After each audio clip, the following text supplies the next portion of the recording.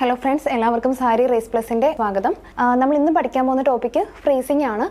നമ്മൾ food preservation methods ആണല്ലോ പഠിച്ചുകൊണ്ടിരുന്നത്. അപ്പോൾ അതിൽ അടുത്ത് വരുന്ന ടോപ്പിക്കാണ് ഫ്രീസിംഗ്. അതായത് നമ്മൾ ഫുഡിനെ ഫ്രീസ് ചെയ്തിട്ട് പ്രിസർവ് ചെയ്യുന്നത് എങ്ങനെയാണെന്നാണ് നമ്മൾ പഠിക്കാൻ പോകുന്നത്.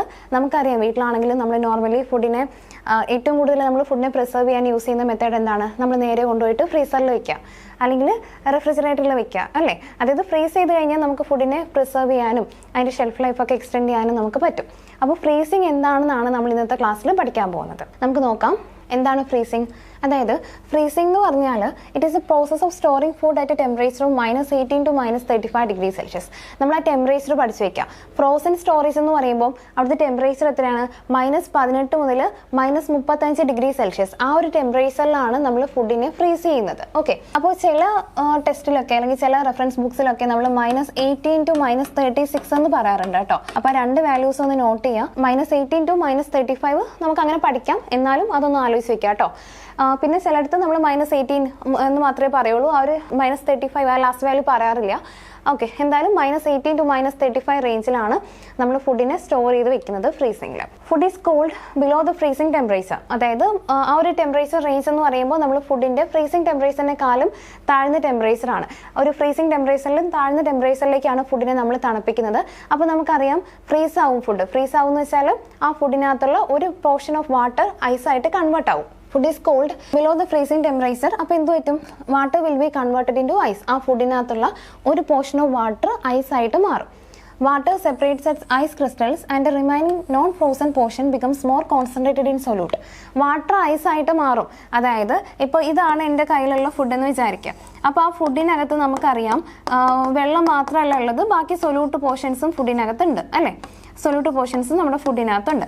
ഇനി ഞാൻ ഈ ഫുഡിനെ എന്ത് ചെയ്യുന്നുണ്ട്? ഫ്രീസ് ചെയ്യുന്നുണ്ട്. വെള്ളമുണ്ട്, ആ വെള്ളത്തിനകത്ത് സൊല്യൂട്ട് കിടക്കുന്ന രീതിയിലാണ് ഇപ്പോൾ എൻ്റെ ഫുഡ് ഇരിക്കുന്നത്. ഇനി ഞാൻ ആ ഫുഡിനെ ഫ്രീസ് ചെയ്യാണ്. ഫ്രീസ് ചെയ്യുമ്പോൾ എന്താ സംഭവിക്കുന്നതെന്ന് നമുക്ക് നോക്കാം. ആ ഫുഡിനെ ഞാൻ കൊണ്ടുപോയിട്ട് ഫ്രീസ് ചെയ്യുമ്പോൾ ഞാൻ പറഞ്ഞു അതിനകത്തുള്ള ഒരു പാർട്ട് ഓഫ് വാട്ടർ ഐസായിട്ട് മാറും. അതായത് നോക്കിയേ, കുറച്ച് വെള്ളം അങ്ങ് ഐസായിട്ട് കൺവേർട്ടായി ആണല്ലോ. പിന്നെ കുറച്ച് വെള്ളം ഐസായിട്ട് കൺവേർട്ട് ആവാതെ കിടപ്പുണ്ട്, എന്നാൽ ഒരു കുറേ വെള്ളം തന്നെ ഐസായിട്ട് കൺവേർട്ടായി. അപ്പോൾ സൊല്യൂട്ടിന് എന്തെങ്കിലും മാറ്റം ഉണ്ടാവുമോ? ഈ സൊല്യൂട്ട്സ് അതുപോലെ തന്നെ ഉണ്ടാവില്ലേ? സൊല്യൂട്ടിന് ഒരു മാറ്റവും ഇല്ല. ഇത് നമ്മുടെ സൊല്യൂട്ടാണ്, ഇങ്ങനെ സർക്കിളായിട്ട് വരയ്ക്കുന്ന സൊല്യൂട്ടാണ്. ഇത് നമ്മുടെ ഐസാണ് കേട്ടോ, ഇത് ഐസാണ്.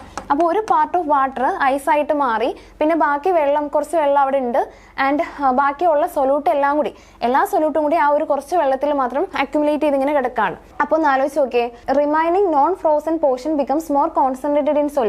അതായത് വെള്ളത്തിന്റെ ഒരു മേജർ പോർഷനും ഫ്രീസായി, ബാക്കി ഫ്രീസ് ആവാത്തൊരു non frozen part of water ഉണ്ടല്ലോ, ആ ഒരു ചെറിയ പാർട്ട് ഓഫ് വാട്ടറിൽ ഈ സൊല്യൂട്ട് എല്ലാം കൂടി പോയി തിങ്ങി നിറഞ്ഞിരിക്കുമല്ലേ. ഇവിടുത്തെ കേസ് എങ്ങനെയായിരുന്നു? കുറേ വെള്ളം ഉണ്ടായിരുന്നു, ആ എല്ലാ വെള്ളത്തിലും കൂടി നമ്മുടെ സൊല്യൂട്ട് ഇങ്ങനെ കിടക്കുമായിരുന്നു. അപ്പോൾ അത്ര കോൺസെൻട്രേറ്റഡ് അല്ല, മനസ്സിലായോ? തോനെ വെള്ളമുണ്ട്, ആ വെള്ളത്തിൽ അവിടെ ഇവിടെ ആയിട്ട് സൊല്യൂട്ട് കിടക്കുകയാണ്, അപ്പോൾ ഒരുപാട് കോൺസെൻട്രേറ്റഡ് അല്ല. പക്ഷേ ഇവിടുത്തെ കേസിൽ ഒരു മെജോറിറ്റി വാട്ടറും ഫ്രീസ് ആയി കഴിഞ്ഞു, പിന്നെ ബാക്കി ഒരു കുറച്ച് അൺഫ്രോസൺ വാട്ടറേ ഉള്ളൂ. അപ്പോൾ ആ ഒരു കുറച്ച് അൺഫ്രോസൺ വാട്ടറിൽ ഇവിടെ ഉണ്ടായിരുന്ന സൊല്യൂട്ട് എങ്ങും പോയിട്ടൊന്നുമില്ല, ആ എല്ലാ സൊല്യൂട്ടും കൂടി ആ ഒരു കുറച്ച് അൺഫ്രോസൺ വാട്ടറിൽ വന്ന് കിടക്കുകയാണ്. അതായത് ഇപ്പം നമുക്ക് ഭയങ്കരമായിട്ട് കോൺസെൻട്രേറ്റഡ് ആയിട്ട് ഭയങ്കര തിങ്ങി ഞെരിഞ്ഞ് കിടക്കുന്ന പോലെ തോന്നൂലേ? അതായത് ബാക്കിയുള്ള പോർഷൻ കുറച്ചും കൂടി കോൺസെൻട്രേറ്റഡ് ആയി എന്നല്ലേ അർത്ഥം? ഇതാണ് ഇവിടുത്തെ മെയിൻ ആയിട്ടുള്ള മെക്കാനിസം എന്ന് പറയുന്നത്. ഇനി ഇപ്പോൾ കോൺസെൻട്രേറ്റഡ് ആയതുകൊണ്ട് എന്ത് സംഭവിക്കുന്നൊരു സംശയം വരും. അത് ഞാൻ വേറൊരു എക്സാമ്പിൾ വെച്ചിട്ട് പറഞ്ഞുതരാം. ഇപ്പോൾ ഇങ്ങോട്ട് നോക്ക്, നമ്മളൊരു ഫുഡിനെ ഡ്രൈ ചെയ്യാണ്. ഇപ്പോൾ എൻ്റെ കയ്യിൽ ഒരു ഫുഡ് ഐറ്റം ഉണ്ട്, അതിനകത്ത് വെള്ളവും ഉണ്ട്, അതേപോലെ തന്നെ ബാക്കി സൊല്യൂട്ടും ഉണ്ട്. ഇപ്പോൾ എക്സാമ്പിൾ പറയുകയാണെങ്കിൽ ഞാൻ ഒരു മാംഗോ ആണെന്ന് വിചാരിക്കാം കേട്ടോ. മാംഗോയിൻ്റെ കുറച്ച് പീസസ് ആണ്. അപ്പോൾ മാംഗോയിൻ്റെ പീസസ് എന്ന് പറയുമ്പോൾ നമുക്കറിയാം വാട്ടർ കണ്ടന്റ് ഉള്ളൊരു ഫ്രൂട്ടാണ്, അതുപോലെ തന്നെ അതിനകത്ത് സൊല്യൂട്ട്സും ഉണ്ട്. അപ്പോൾ അതിനെ ഞാൻ ഡ്രൈ ചെയ്യുകയാണ്. അതായത് ഒരു ഡ്രയറിൽ കൊണ്ടുവച്ച് ഞാൻ ഉണക്കിയപ്പോൾ എന്ത് പറ്റി?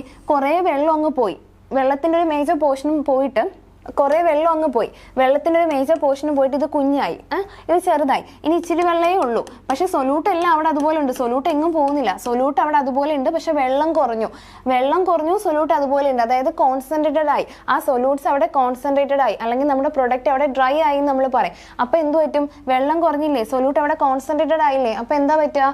വാട്ടർ ആക്ടിവിറ്റി എന്ന് പറയുന്ന സാധനം കുറയും. വാട്ടർ ആക്ടിവിറ്റി കുറഞ്ഞാൽ മൈക്രോ ഓർഗാനിസംസ് ഗ്രോ ചെയ്യുമോ?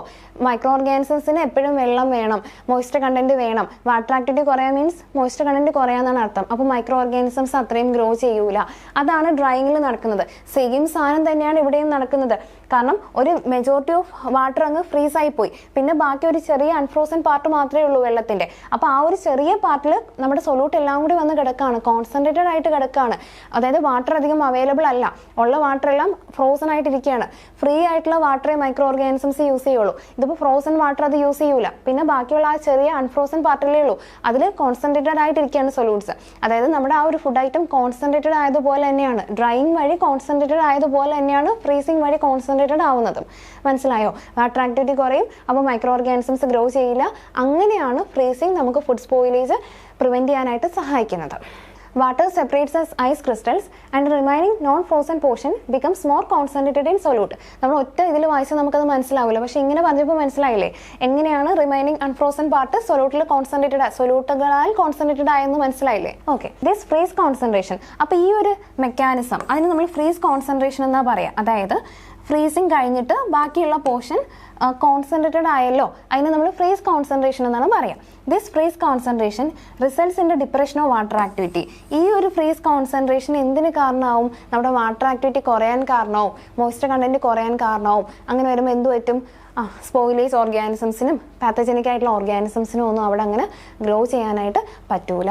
അപ്പോൾ അതാണ് ഫ്രീസിങ് എന്ന് പറയുന്ന മെക്കാനിസം. മനസ്സിലായോ?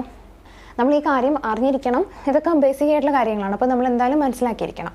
ഇനി water will not be available for the growth of micro organisms. അതായത് ഫ്രീസ് ചെയ്യുമ്പോൾ നമുക്ക് മൈക്രോ ഓർഗാനിസംസിന്റെ ഗ്രോത്തിന് വേണ്ടുന്ന വെള്ളം അവൈലബിൾ ആയിരിക്കില്ല. അങ്ങനെ വരുമ്പോൾ എന്ത് പറ്റും? മൈക്രോബിയൽ ഗ്രോത്ത് നടക്കൂല. അങ്ങനെ ഫുഡ് സ്പോയിലേജ് നമുക്ക് പ്രിവെന്റ് ചെയ്യാൻ പറ്റും. അറ്റ് ദിസ് ടെമ്പറേച്ചർ, അതായത് ഫ്രീസിംഗ് ടെമ്പറേച്ചറിൽ microbial growth is completely stopped. അതായത് നമ്മൾ ഫ്രീസ് ചെയ്യുമ്പോൾ ഒരിക്കലും മൈക്രോബ്സ് കില്ല ആയെന്നോ ഡിസ്ട്രോയ് ആയെന്നോ ഒന്നും ഒരിക്കലും എഴുതി വെക്കരുത്. കാരണം ഒരിക്കലും ഫ്രീസിംഗ് മൈക്രോബ്സിനെ ഡിസ്ട്രോയ് ചെയ്യുന്നില്ല. ആകെ അവിടെ നടക്കുന്നത് മൈക്രോബിയൽ ഗ്രോത്ത് സ്റ്റോപ്പ് ആവും. മനസ്സിലായോ? മൈക്രോബിയൽ ഗ്രോത്ത് നമുക്ക് സ്റ്റോപ്പ് ചെയ്ത് വെക്കാൻ പറ്റും. അപ്പോൾ microbial growth is completely stop during freezing. Microbial growth ഫ്രീസിങ്ങിന്റെ സമയത്ത് കംപ്ലീറ്റ്ലി സ്റ്റോപ്പ് ആവും. പക്ഷേ enzymatic and non enzymatic changes continue at a slower rate. അതായത് നമുക്കും അറിയാം ഫുഡ് സ്പോയിലേജ് എന്ന് പറയുമ്പോൾ ഒരിക്കലും മൈക്രോ ഓർഗാനിസംസ് മാത്രമല്ല ഫുഡ് സ്പോയിലേജ് ഉണ്ടാക്കാനുള്ള റീസൺ. പല എൻസൈമാറ്റിക് നോൺ എൻസൈമാറ്റിക് റിയാക്ഷൻസും നമ്മുടെ ഫുഡിനകത്ത് ഉണ്ടാവും. അതുമൊക്കെ സ്പോയിലേജിന് കാരണമാവാറുണ്ട്. അപ്പോൾ ഈ മൈക്രോ ഓർഗാനിസംസിന്റെ ഗ്രോത്തിനെ മാത്രമേ നമുക്ക് കംപ്ലീറ്റ്ലി സ്റ്റോപ്പ് ചെയ്ത് വെക്കാനായിട്ട് പറ്റുള്ളൂ ഫ്രീസിംഗ് വഴി. മറ്റ് റിയാക്ഷൻസ് ഉണ്ടല്ലോ, ആ റിയാക്ഷൻസ് ഒക്കെ വളരെ താഴ്ന്നൊരു നിരക്കിൽ അപ്പോഴും കണ്ടിന്യൂ ചെയ്തുകൊണ്ടേ ഇരിക്കും. ഓക്കെ ആണല്ലോ? The rate of freezing has an important effect on the quality of frozen food. അതായത് നമ്മുടെ ഫ്രോസൺ ഫുഡിൻ്റെ, നമ്മൾ ഫ്രീസ് ചെയ്ത ഫുഡിൻ്റെ ഫൈനൽ ക്വാളിറ്റീനെ അഫക്റ്റ് ചെയ്യുന്ന ഒരു ഇമ്പോർട്ടൻറ്റ് പാരാമീറ്റർ ആണ് റേറ്റ് ഓഫ് ഫ്രീസിങ്. അതായത് എത്ര നിരക്കിലാണ് ഫ്രീസിങ് നടക്കുന്നത്, എത്രമാത്രം വേഗതയിലാണ് ഫ്രീസിങ് നടക്കുന്നത് എന്നുള്ളത് നമ്മളെ ഫൈനൽ പ്രൊഡക്റ്റ് ക്വാളിറ്റീനെ അഫക്റ്റ് ചെയ്യുന്ന ഒരു ഇമ്പോർട്ടൻ്റ് ആയിട്ടുള്ള ഫാക്ടറാണ്. ഡ്യൂറിങ് സ്ലോ ഫ്രീസിങ്, അതായത് ഇപ്പോൾ ഫ്രീസിങ് നമ്മൾ ഭയങ്കര സ്ലോ ആയിട്ടാണ് നടത്തുന്നതെന്നുണ്ടെങ്കിൽ large ice crystals are formed. നമ്മൾ ഭയങ്കര സ്ലോ ആയിട്ടാണ് ഫ്രീസ് ചെയ്യുന്നുണ്ടെങ്കിൽ വലിയ വലിയ വലിയ ഐസ് ക്രിസ്റ്റൽസ് ആയിരിക്കും ഉണ്ടാകുന്നത്. ഡ്യൂറിങ് ക്വിക്ക് ഫ്രീസിങ്, ഇനി നേരെ മറിച്ച് നമ്മൾ ഭയങ്കര ക്വിക്കായിട്ടാണ് ഫ്രീസ് ചെയ്യുന്നുണ്ടെങ്കിൽ large number of small ice crystals are formed. അവിടെ കുറേ കുഞ്ഞു കുഞ്ഞു ഐസ് ക്രിസ്റ്റൽസ് ആയിരിക്കും ഉണ്ടാവുന്നത്. കുഞ്ഞു കുഞ്ഞു സ്മാൾ ഐസ് ക്രിസ്റ്റൽസ് കുറേ എണ്ണം ഉണ്ടാവും, കുഞ്ഞു കുഞ്ഞു കുറേ ഐസ് ക്രിസ്റ്റൽസ് ഉണ്ടാവും. പക്ഷേ സ്ലോ ഫ്രീസിങ് ആണെങ്കിൽ ഒത്തിരി വലിയ വലിയ ഐസ് ക്രിസ്റ്റൽസിൻ്റെ പീസസ് ആയിരിക്കും ഉണ്ടാവുന്നത്. നമുക്ക് എപ്പോഴും നമ്മൾ ആലോചിക്കേണ്ട കാര്യമുണ്ട്, ഈ വലിയ ഐസ് ക്രിസ്റ്റൽസ് നമുക്ക് ഒരിക്കലും ഡിസൈറബിൾ അല്ല. ഒന്ന് ആലോചിച്ച് നോക്കി, നമ്മുടെ ഫുഡിനകത്ത് വലിയ വലിയ ഐസ് ക്രിസ്റ്റൽസ് ഉണ്ടെങ്കിൽ അതിൻ്റെ എഡ്ജസ് ഭയങ്കര ഷാർപ്പായിട്ടുള്ള എഡ്ജസ് ആയിരിക്കും. അപ്പോൾ അങ്ങനെയുള്ള അത്രയും ഷാർപ്പായിട്ടുള്ള എഡ്ജസ് ഒക്കെ നമ്മുടെ ഫുഡിൻ്റെ ടെക്സ്ചറിനെ ഡാമേജ് ചെയ്യാനുള്ള ചാൻസസ് ഉണ്ട്. അതുപോലെ തന്നെ loss of natural juices during thawing എന്ന് പറഞ്ഞാൽ എന്താണ്? നമ്മൾ ഈ ഫ്രീസ് ചെയ്ത ഫുഡിനെ നമ്മൾ പിന്നെ കൺസ്യൂം ചെയ്യാൻ വേണ്ടിയിട്ട് തണുപ്പ് മാറ്റൂലേ, അതായത് ആ ഒരു ഫ്രോസൺ സ്റ്റേജ് മാറ്റത്തില്ലേ, ഐസിനെ മാറ്റൂലേ. അതായത് നമ്മളെങ്ങനെ നോർമലി വീട്ടിലൊക്കെ ചെയ്യാനായിട്ട് നമ്മൾ എടുത്ത് എന്ത് ചെയ്യും? പുറത്ത് വയ്ക്കും. നമ്മുടെ നോർമൽ അറ്റ്മോസ്ഫിയറിക് കണ്ടീഷനിലേക്ക് നമ്മൾ എടുത്ത് കുറച്ച് മണിക്കൂർ വയ്ക്കുമ്പോൾ എന്ത് പറ്റും? ഈ ഫ്രോസൺ ആയിട്ടുള്ള ഫുഡ് നോർമൽ സ്റ്റേജിലേക്ക് വരും. അങ്ങനെയാണ് നമ്മൾ സാധാരണ തോവിങ് ചെയ്യുന്നത്. പക്ഷെ ഒരിക്കലും അങ്ങനെ തോവിങ് ചെയ്യാൻ പാടില്ല എന്നാണ് പറയുന്നത്. നമ്മൾ തോവിങ് ചെയ്യണമെങ്കിൽ ഒന്നുകിൽ നമ്മൾ ഫ്രീസറിൽ നിന്ന് എടുത്ത് റെഫ്രിജറേറ്ററിൽ വെച്ചിട്ട് അവിടെ ഇരുന്നിട്ട് ഐസ് കണ്ടീഷൻ, ആ ഫ്രോസൺ കണ്ടീഷൻ മാറണം. അല്ലെങ്കിൽ മൈക്രോവേവിൽ വെച്ചിട്ട് ചെയ്യാം. അല്ലെങ്കിൽ റണ്ണിങ് കോൾഡ് വാട്ടർ ഉണ്ടല്ലോ, റണ്ണിങ് ടാപ്പ് വാട്ടർ, അതിൽ വെച്ചിട്ടും ചെയ്യാമെന്നാണ് പറയുന്നത്. നമ്മൾ ഒരിക്കലും നമ്മുടെ റൂം ടെമ്പറേച്ചറിൽ വെച്ച് ചെയ്യാൻ പാടില്ല എന്നുള്ളതാണ് സത്യം. പക്ഷെ അങ്ങനെയാണ് കൂടുതൽ ആൾക്കാരും ചെയ്യുന്നത്. അപ്പോൾ ഈ തോവിങ് ചെയ്യുന്ന സമയത്ത് വലിയ വലിയ ഐസ് ക്രിസ്റ്റൽസ് ആണെന്നുണ്ടെങ്കിൽ നാച്ചുറൽ ജ്യൂസസ് ഒക്കെ പുറത്തേക്ക് പോകും. അതായത് ഈ ഡ്രിപ്പ് ലോസ് പോലുള്ള പ്രശ്നങ്ങളൊക്കെ ഈ വലിയ ഐസ് ക്രിസ്റ്റൽസ് ആണെങ്കിൽ ഉണ്ടാവും. ടെക്സ്റ്ററിന് പ്രശ്നം വന്നിട്ട് ആ ടെക്സ്റ്റർ ഡാമേജ് ആയിട്ട് അകത്തുള്ള ജ്യൂസ് പുറത്തേക്ക് പോകാനൊക്കെ ചാൻസ് ഉണ്ട്. അപ്പോൾ എപ്പോഴും ഫ്രീസ് ചെയ്യുമ്പം വലിയ ഐസ് ക്രിസ്റ്റൽസ് ആണെന്നുണ്ടെങ്കിൽ അത് നമ്മുടെ പ്രൊഡക്റ്റിൻ്റെ ക്വാളിറ്റീനെ അഫക്റ്റ് ചെയ്യും. കുഞ്ഞു കുഞ്ഞു ഐസ് ക്രിസ്റ്റൽസ് ആണെങ്കിൽ നമ്മുടെ പ്രൊഡക്റ്റ് നല്ല ക്വാളിറ്റിയിൽ നമുക്ക് എൻ പ്രൊഡക്റ്റ് കിട്ടും. ഓക്കെ ആണല്ലോ. അപ്പോൾ അതാണ് റേറ്റ് ഓഫ് ഫ്രീസിങ്ങിൻ്റെ ഇമ്പോർട്ടൻസ്. സ്ലോ ഫ്രീസിങ് നമുക്ക് പ്രിഫറബിൾ അല്ല, ക്വിക്ക് ഫ്രീസിംഗ് ആണ് എപ്പോഴും നമ്മൾ അഡോപ്റ്റ് ചെയ്യുന്നത്. IQF എന്നൊക്കെ പറഞ്ഞാൽ ക്വിക്ക് ഫ്രീസിങ്ങിൻ്റെ ഒരു പുതിയ ടെക്നോളജിയാണ്. അപ്പോൾ IQF എന്നൊക്കെ കണ്ടാലും അത് ക്വിക്ക് ഫ്രീസിംഗ് ആണെന്നുള്ള രീതിയിൽ തന്നെ നമ്മൾ ക്വസ്റ്റ്യൻ നോക്കാം കേട്ടോ. അപ്പോൾ ഇതാണ് നമ്മൾ slow freezing and quick freezing difference എന്ന് പറയുന്നത്. Quick freezing is carried out at -17.8 to -46.6 in 30 minutes. അതായത് ക്വിക്ക് ഫ്രീസിംഗ് എന്ന് പറയുമ്പോൾ ഒരു 30 മിനിറ്റ്, അരമണിക്കൂറിനുള്ളിലൊക്കെ സമയം എടുക്കുകയുള്ളൂ ഫ്രീസ് ആവാനായിട്ട്. അവിടെ നമ്മൾ യൂസ് ചെയ്യുന്ന ടെമ്പറേച്ചർ എന്ന് പറഞ്ഞാൽ -17.8 മുതൽ -46.6 ഡിഗ്രി സെൽഷ്യസ് വരെ ടെമ്പറേച്ചറാണ് ക്വിക്ക് ഫ്രീസിംഗിൽ നമ്മൾ അപ്ലൈ ചെയ്യുന്നത്. ഇനി ചില പേപ്പേഴ്സിലൊക്കെ അല്ലെങ്കിൽ ചില ബുക്സിലൊക്കെ ഈ IQF എന്നൊക്കെ ഞാൻ പറഞ്ഞില്ലേ, അങ്ങനെ IQF ടെക്നോളജിയൊക്കെ 10 മിനിറ്റ്സ് ലെസ് ദാൻ 10 മിനിറ്റ്സിലൊക്കെ കഴിയും എന്നൊക്കെ നമ്മൾ വായിച്ചിട്ടുണ്ട്. അപ്പോൾ അതും കൂടെ ഒന്ന് ശ്രദ്ധിക്കുക. ലെസ് ദാൻ 10 മിനിറ്റ്സ് എന്ന് പറഞ്ഞാലും ഈ ഒരു ക്വിക്ക് ഫ്രീസിങ്ങിൻ്റെ ടെമ്പറേച്ചർ ആണെന്ന് ആലോചിക്കുക. ഒന്നെങ്കിൽ ആ ഒരു ടെമ്പറേച്ചർ കോമ്പിനേഷൻ, അല്ലെങ്കിൽ ലെസ് ദാൻ 10 മിനിറ്റ്സ് എന്ന് പറഞ്ഞാലും കറക്റ്റ് ആണ്. നമുക്കറിയില്ലല്ലോ MCQ ഓപ്ഷൻസ് എങ്ങനെ ചോദിക്കാമെന്ന്. അപ്പോൾ രണ്ട് വാല്യൂസും കാണാൻ പഠിച്ചു വയ്ക്കുക. Slow freezing is carried out at -15 to -29 degree Celsius in 3 to 72 hours. ഇനി നേരെ മറിച്ച് സ്ലോ ഫ്രീസിംഗ് ആണെങ്കിൽ 3 മുതൽ 72 മണിക്കൂർ വരെ അവിടെ സമയം എടുക്കും. ആൻഡ് ടെമ്പറേച്ചർ എന്ന് പറഞ്ഞാൽ -15 മുതൽ -29 ആണ്. ഈ ടൈം ടെമ്പറേച്ചർ മറക്കാതെ നമ്മൾ പഠിക്കുക കേട്ടോ. സ്ലോ ഫ്രീസിംഗ് എന്ന് പറഞ്ഞാൽ നമുക്കറിയാം പതുക്കെ നടക്കും. 3 മണിക്കൂർ മുതൽ 72 മണിക്കൂർ വരെ എടുക്കും. ടെമ്പറേച്ചർ -15 മുതൽ -29 ഡിഗ്രി സെൽഷ്യസ് വരെയാണ്. നേരെ മറിച്ച് ഫാസ്റ്റ് ഫ്രീസിംഗ്, ക്വിക്ക് ഫ്രീസിംഗ് ആണെങ്കിൽ 30 മിനിറ്റ്സ് ഒക്കെ എടുക്കുകയുള്ളൂ, അല്ലെങ്കിൽ 10 മിനിറ്റ്സ്, ഈ ഒരു ടൈം റേഞ്ച് ആണ് എടുക്കുന്നത്. ആൻഡ് അവിടെ നമ്മൾ അപ്ലൈ ചെയ്യുന്ന ടെമ്പറേച്ചർ -17.8 മുതൽ -46.6 ഡിഗ്രി സെൽഷ്യസ് വരെയാണ് നമ്മൾ അവിടെ അപ്ലൈ ചെയ്യുന്ന ടെമ്പറേച്ചർ. അപ്പോൾ ടൈമും ടെമ്പറേച്ചറും ഒക്കെ കൃത്യമായിട്ട് നമ്മൾ പഠിച്ചു വെക്കണം. Nutrient loss occurs in slow freezing versus it can be avoided in quick freezing. നേരത്തെ പറഞ്ഞ പോലെ തന്നെ ക്വിക്ക് ഫ്രീസിംഗ് ആണ് എപ്പോഴും നമുക്ക് കുറച്ചും കൂടി നല്ല മെത്തേഡ് എന്ന് പറയുന്നത്. ലാർജ് ഐസ് ക്രിസ്റ്റൽസ് ആണ് ഉണ്ടാവുന്നത്, സ്മാൾ ഐസ് ക്രിസ്റ്റൽസ് ആണ് ഉണ്ടാവുന്നത് ക്വിക്ക് ഫ്രീസിംഗിൽ. അതുകൊണ്ട് തന്നെ ടെക്സ്റ്റർ നമുക്ക് ഒന്നും കൂടി പ്രൊട്ടക്ട് ചെയ്യാനൊക്കെ പറ്റും. പിന്നെ ഇപ്പോൾ പറഞ്ഞ മാതിരി ന്യൂട്രിയൻ ലോസസും ക്വിക്ക് ഫ്രീസിംഗിൽ കുറവായിരിക്കും. സ്ലോ ഫ്രീസിംഗിൽ ന്യൂട്രിയൻ ലോസ് ഉണ്ടാവും. അങ്ങനെ ക്വിക്ക് ഫ്രീസിംഗ് എന്തുകൊണ്ട് നമുക്ക് കുറച്ചും കൂടി അഡ്വാൻറ്റേജസ് ആയിട്ടുള്ള ടെക്നിക്ക് തന്നെയാണ്. ഇനി നമുക്ക് ആ ഡിഫറൻസ് ഒന്ന് നോക്കാം. ഫസ്റ്റ് വൺ നമ്മൾ ടൈം ടെമ്പറേച്ചർ കോമ്പിനേഷൻ തന്നെയാണ് പറയുന്നത്. Quick freezing 10 മിനിറ്റ്സിനൊക്കെ അകത്തേ എടുക്കുകയുള്ളൂ. പക്ഷേ ഇവിടെ വെച്ചാൽ 3 to 72 hours അത്രയും നേരം എടുക്കും. പിന്നെ ക്വിക്ക് ഫ്രീസിംഗ് എന്ന് പറയുമ്പോൾ സ്മാൾ ആയിട്ടുള്ള ഐസ് ക്രിസ്റ്റൽസ് ആണ് ഉണ്ടാവുന്നത്. ആൻഡ് ഇവിടെ ആണെങ്കിൽ ലാർജ് ആയിട്ടുള്ള ഐസ് ക്രിസ്റ്റൽസ് ആയിരിക്കും ഉണ്ടാവുന്നത്. അതുകൊണ്ട് തന്നെ ടെക്സ്റ്ററിനെ ഇത് ബാധിക്കില്ല, അവിടെ ടെക്സ്റ്ററിനെ ബാധിക്കും. പിന്നെ prompt prevention of microbial growth, ഇവിടെ slow prevention of microbial growth. Quick freezing ആണ്, പെട്ടെന്ന് ഫ്രീസ് ആവും. അതുകൊണ്ട് തന്നെ നമുക്ക് പെട്ടെന്ന് മൈക്രോബിയൽ ഗ്രോത്തിനെ പ്രിവെൻറ്റ് ചെയ്യാൻ പറ്റും. മറ്റേടത്തെന്ന് വെച്ചാൽ കുറച്ചും കൂടി അത്ര എഫിഷ്യൻ്റ് ആയിട്ടുള്ളൊരു ടെക്നിക്ക് അല്ലല്ലോ. കുറച്ചും കൂടി പതിയെ മാത്രമേ മൈക്രോബിയൽ ഗ്രോത്ത് ഒക്കെ പ്രിവെൻറ്റ് ചെയ്ത് വരുള്ളൂ. After thawing the food resembles that of original food. അതായത് തോവിങ്ങിന് ശേഷം, തോവിങ് എന്ന് പറഞ്ഞാൽ ആ ഒരു ഫ്രോസൺ കണ്ടീഷൻ മാറ്റുന്ന പ്രോസസ്സാണല്ലോ. തോവിങ്ങിന് ശേഷം നമ്മുടെ ഫുഡ് എന്ത് ചെയ്യും, നമ്മുടെ ഒറിജിനൽ ഫുഡിൻ്റെ, അതായത് ഫ്രീസ് ചെയ്യുന്നതിന് മുന്നുള്ള ഫുഡിൻ്റെ അതേപോലെ തന്നെ ഏകദേശം ഉണ്ടാവുമെന്നാണ് പറയുന്നത് ക്വിക്ക് ഫ്രീസിങ്ങിൽ. കാരണം എന്താണ്, ടെക്സ്റ്ററിനൊന്നും വലിയ മോഡിഫിക്കേഷൻ വരുന്നില്ല. കുഞ്ഞു കുഞ്ഞു ഐസ് ക്രിസ്റ്റൽസ് ആയതുകൊണ്ട് തന്നെ ടെക്സ്റ്ററിന് വലിയ മോഡിഫിക്കേഷൻ ഒന്നും വരുന്നില്ല, ന്യൂട്രിയൻ ലോസസ് ഒന്നും വരുന്നില്ല. അതുകൊണ്ട് തന്നെ ഫുഡ് നമ്മുടെ ഒറിജിനൽ ഫുഡിനെ പോലെ ഇരിക്കും. പക്ഷേ സ്ലോ ഫ്രീസിങ്ങിൻ്റെ കേസിൽ അങ്ങനെയല്ല. സ്ലോ ഫ്രീസിങ്ങിൻ്റെ കേസിൽ ഫുഡ് കുറച്ച് സോഫ്റ്റ് ആൻഡ് മഷി, അതായത് ആ ടെക്സ്റ്റർ അതുപോലെ തന്നെ മെയിൻറ്റെയിൻ ചെയ്യാൻ ബുദ്ധിമുട്ടാണ്. കുറച്ച് സോഫ്റ്റ് ആയിട്ടൊക്കെ പോകാനുള്ള ചാൻസ് ഉണ്ട്. ഫ്രീസിങ് കഴിയുമ്പോൾ നമുക്കറിയാം, ഫ്രീസ് ചെയ്യുമ്പോൾ നമ്മൾ ഈ വെജിറ്റബിൾസ് ഫ്രൂട്ട്സ് ഒക്കെ ഫ്രീസ് ചെയ്യുമ്പോൾ കണ്ടിട്ടില്ലേ, ടെക്സ്റ്റർ കുറച്ച് സോഫ്റ്റ് ആയി പോകും. അത് സ്ലോ ഫ്രീസിങ്ങിനുള്ളൊരു പ്രശ്നമാണ്. കാരണം വലിയ ഐസ് ക്രിസ്റ്റൽസ് ആണ് ഫോം ചെയ്യുന്നത്. അപ്പോൾ ടെക്സ്റ്ററിന് അത് ഡാമേജ് ചെയ്യാനുള്ള ചാൻസ് വളരെ കൂടുതലാണ്. The freezing time depends upon a number of factors such as dimension, shape of the product, thermal properties, temperature of refrigerant, etc. അതായത് ഈ ഫ്രീസിംഗ് ടൈമിനെ, അതായത് എത്ര സമയം എടുക്കും ഫുഡ് കംപ്ലീറ്റ്ലി ഫ്രോസൺ ആവാൻ എന്നുള്ളത് ഒരുപാട് ഫാക്ടേഴ്സിനെ ഡിപ്പെൻഡ് ചെയ്തിരിക്കുകയാണ്. അതിൽ ആദ്യത്തേന്ന് പറഞ്ഞാൽ ഡയമെൻഷൻ, അതായത് നമ്മുടെ ആ ഒരു ഫുഡിൻ്റെ സൈസ്, ഡയമെൻഷൻ എത്രയാണ്, പിന്നെ അതിൻ്റെ ഷേപ്പ് എങ്ങനെയാണ്, പിന്നെ അതിൻ്റെ തെർമൽ പ്രോപ്പർട്ടീസ് എങ്ങനെയാണ്, നമ്മൾ അവിടെ യൂസ് ചെയ്യുന്ന റെഫ്രിജറൻറ്റ്, കൂളിങ്ങിന് വേണ്ടി നമ്മൾ യൂസ് ചെയ്യുന്ന റെഫ്രിജറൻറ്റിൻ്റെ ടെമ്പറേച്ചർ എത്രയാണ്, ഈ ഫാക്ടേഴ്സ് എല്ലാം നമ്മുടെ ഫ്രീസിംഗ് ടൈമിനെ അഫക്റ്റ് ചെയ്യുന്ന ഫാക്ടേഴ്സാണ്. ഓക്കെ ആണല്ലോ. ഇനി അടുത്തത് ഫ്രീസിംഗ് ഓഫ് ഫുഡ്. 3 സ്റ്റേജസ് ഉണ്ട്. നമ്മുടെ ഫുഡിൻ്റെ ഫ്രീസിങ്ങിന് 3 സ്റ്റേജസ് ആണുള്ളത്. അതിൽ ഫസ്റ്റ് സ്റ്റേജ് എന്ന് പറഞ്ഞാൽ cooling to the freezing point. അതായത് നമ്മൾ ഫ്രീസിങ് പോയിന്റിലേക്ക് കൂൾ ചെയ്യുന്നു. നമ്മൾ ഫുഡിനെ കൊണ്ട് ഫ്രീസറിൽ വെച്ചിട്ട് അതിനൊരു ഫ്രീസിങ് പോയിന്റ് ഉണ്ടല്ലോ, ഫ്രീസ് ആവുന്ന ആ ഒരു പോയിന്റ് ഉണ്ടല്ലോ, ആ ഒരു ഫ്രീസിങ് പോയിന്റിലേക്ക് നമ്മൾ ഫുഡിനെ കൂൾ ചെയ്ത് കൊണ്ടുവരുന്നു. അപ്പോൾ ആ ഒരു സമയത്ത് ഫ്രീസിങ് പോയിന്റിലേക്ക് കൂൾ ചെയ്ത് കൊണ്ടുവരുന്ന ആ ഒരു സമയത്ത് അവിടെ എന്ത് ഹീറ്റാണ് റിമൂവ് ആവുന്നത്? സെൻസിബിൾ ഹീറ്റാണ് നമ്മുടെ ഫുഡിനകത്തുനിന്ന് റിമൂവ് ആവുന്നത്. സെൻസിബിൾ ഹീറ്റാണ് നമ്മുടെ ഫുഡിനകത്തുനിന്ന് ആ ഒരു സമയത്ത് റിമൂവ് ആവുന്നത്. ദെൻ അടുത്തത് ഫ്രീസിങ് സ്റ്റേജ് ആണ്. അതായത് ഫ്രീസിങ് പോയിന്റ് എത്തിയതിന് ശേഷം ആ ഒരു ഐസ് ഫോമിങ്, അതായത് ഫ്രോസൺ ആവുന്ന ആ ഒരു സ്റ്റേജ് ഉണ്ടല്ലോ, ആ ഒരു ഫ്രീസിങ് സ്റ്റേജ് ആണ്. ഫ്രീസിങ് സ്റ്റേജിൽ എന്ത് ഹീറ്റാണ് റിമൂവ് ആവുന്നത്? ലാറ്റൻ ഹീറ്റാണ് ഫ്രീസിങ് സ്റ്റേജിൽ റിമൂവ് ആവുന്നത്. ദെൻ അടുത്തത് ഫ്രീസ് ചെയ്ത് കഴിഞ്ഞാലും, അതായത് നമ്മുടെ ഫുഡ് ഫ്രോസൺ ആയി ഐസ് ക്രിസ്റ്റൽസ് ഫോം ചെയ്താലും നമ്മുടെ ആ ഒരു ഫ്രീസിങ് പരിപാടി അവിടെ നിർത്തുന്നില്ല. എഗെയിൻ നമ്മൾ ഫ്രീസ് ചെയ്തുകൊണ്ടേയിരിക്കും, ടെമ്പറേച്ചർ കുറച്ചുകൊണ്ടേയിരിക്കും. അതെന്തിനാണെന്നറിയോ? നമ്മൾ അവിടെ ആ ഫുഡിനെ കീപ്പ് ചെയ്തിരിക്കുന്ന ഫ്രീസറിൻ്റെ ടെമ്പറേച്ചർ ഉണ്ടല്ലോ, ആ ഫ്രീസറിൻ്റെ ടെമ്പറേച്ചർ എത്തുന്നത് വരെയും ഈ ഒരു ഫ്രീസിങ് പ്രോസസ്സ് കണ്ടിന്യൂ ചെയ്യും. നമ്മൾ വിചാരിക്കും ഐസ് ആയി കഴിഞ്ഞാൽ തീർന്നു എന്ന്, അതായത് ഫ്രീസിങ് ഈ ഒരു സെക്കൻഡ് സ്റ്റേജിൽ തീർന്നു എന്ന് വിചാരിക്കും.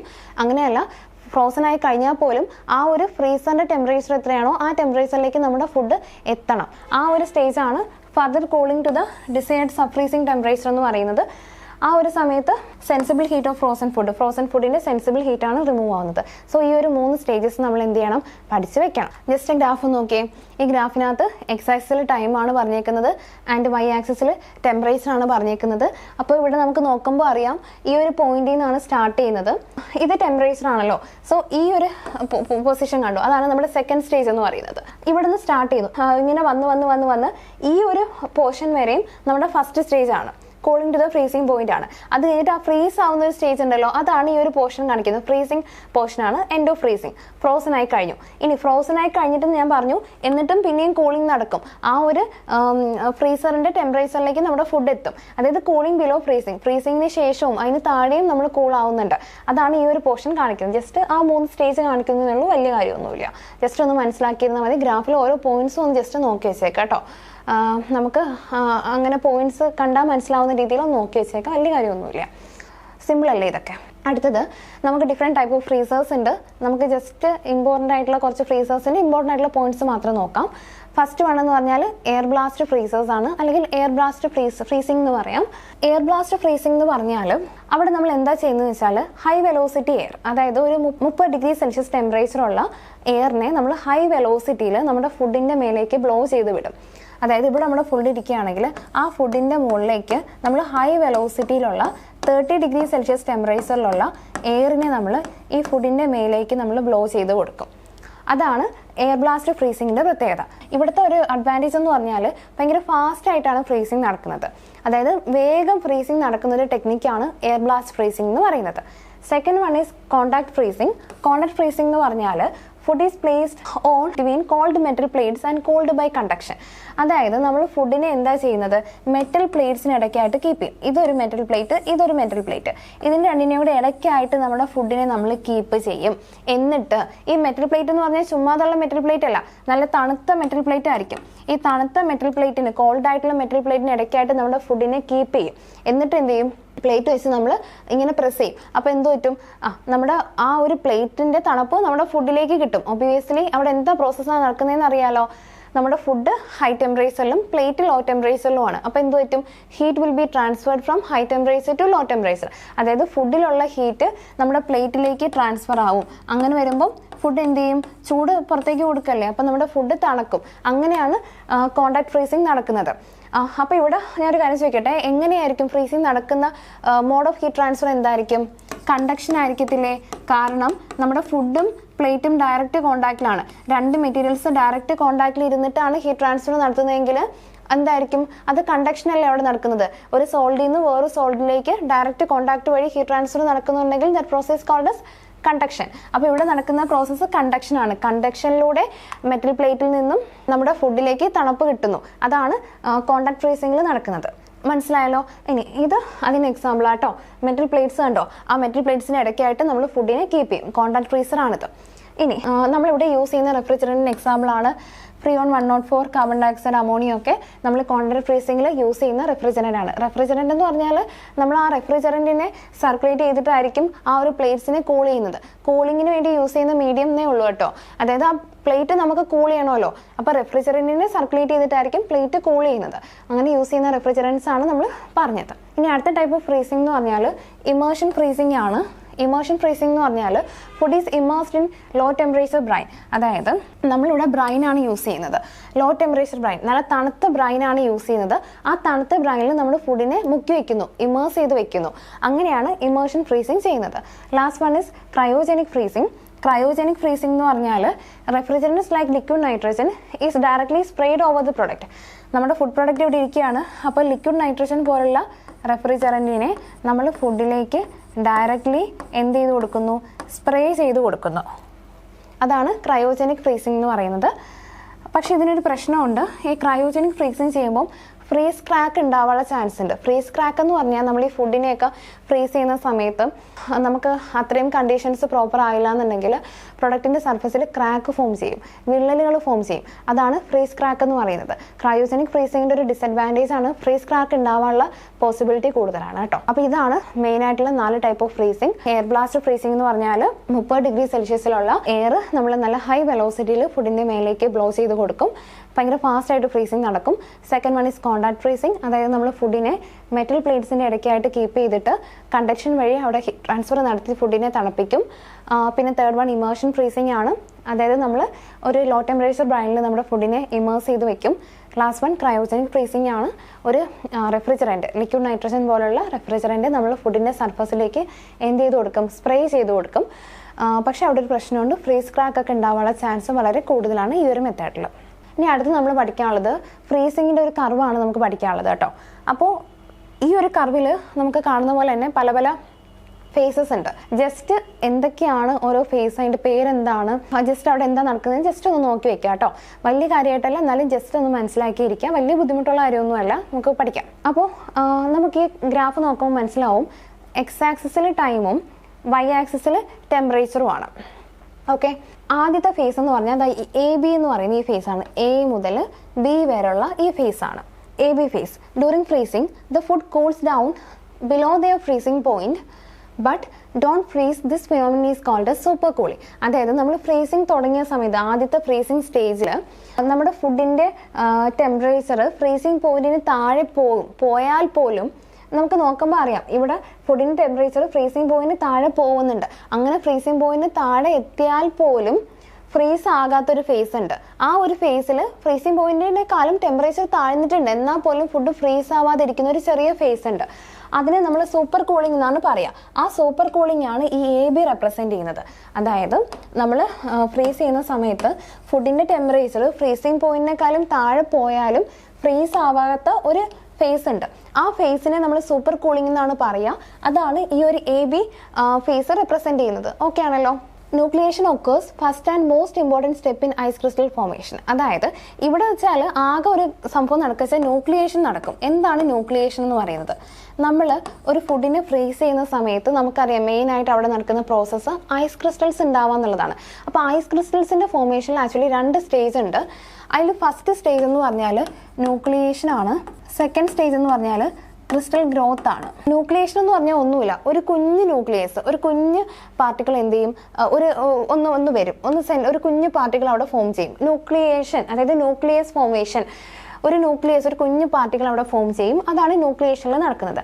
എന്നിട്ട് പിന്നെ ആ ഒരു കുഞ്ഞു പാർട്ടിക്കിളിലേക്ക് ഫർദറായിട്ട് മറ്റ് മോളിക്യൂൾസ്, അതായത് മറ്റ് പാർട്ടിക്കിൾസ് വന്ന് ആഡ് ഓൺ ചെയ്ത് ആ ഒരു കുഞ്ഞ് ക്രിസ്റ്റൽ ഗ്രോ ചെയ്ത് ഒരു ഐസായിട്ട് മാറും.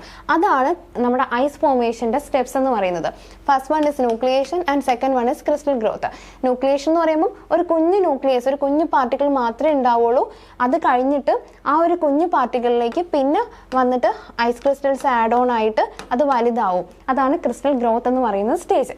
അപ്പം അത് മനസ്സിലായല്ലോ. നമ്മുടെ ഫ്രീസിങ് സമയത്ത് ഐസ് ക്രിസ്റ്റൽ ഫോർമേഷൻ സമയത്ത് ഉണ്ടാവുന്ന 2 സ്റ്റേജസ് മനസ്സിലായല്ലോ. അത് മനസ്സിൽ വെച്ചോ കേട്ടോ. ന്യൂക്ലിയേഷനും ക്രിസ്റ്റൽ ഗ്രോത്തും. അപ്പോൾ നമ്മൾ പറഞ്ഞ ഈ AB ഫേസ് ഉണ്ടല്ലോ, സൂപ്പർ കൂളിംഗ് ഫേസ്, ഈ സൂപ്പർ കൂളിംഗ് ഫേസിൽ എന്ത് നടക്കുമെന്നറിയോ? ജസ്റ്റ് ന്യൂക്ലിയേഷൻ ഒന്ന് സ്റ്റാർട്ട് ആവും, ന്യൂക്ലിയേഷൻ ഒക്കെ കുറയും, അതായത് ഒരു കുഞ്ഞു ന്യൂക്ലിയസ് അവിടെ ഫോം ചെയ്യും. ഇതാണ് നമ്മുടെ ഐസ് ക്രിസ്റ്റൽ ഫോർമേഷനിൽ ഏറ്റവും ഇമ്പോർട്ടൻ്റ് ആയിട്ടുള്ള സ്റ്റെപ്പ് എന്ന് പറയുന്നത്. കാരണം ആ ഒരു ന്യൂക്ലിയസ് ഫോം ചെയ്തെങ്കിൽ മാത്രമേ പിന്നെ ഫർദർ ആയിട്ട് ക്രിസ്റ്റൽ ഗ്രോത്ത് ഉണ്ടാവുള്ളൂ. അപ്പോൾ ആ ന്യൂക്ലിയേഷനാണ് ഐസ് ക്രിസ്റ്റൽ ഫോർമേഷനിൽ ഏറ്റവും ഇമ്പോർട്ടൻ്റ് ആയിട്ടുള്ള സ്റ്റെപ്പ് എന്ന് പറയുന്നത്. ഈ സെൻസ് ഒക്കെ നമ്മൾ കോട്ട് ചെയ്ത് പഠിക്കണം കേട്ടോ.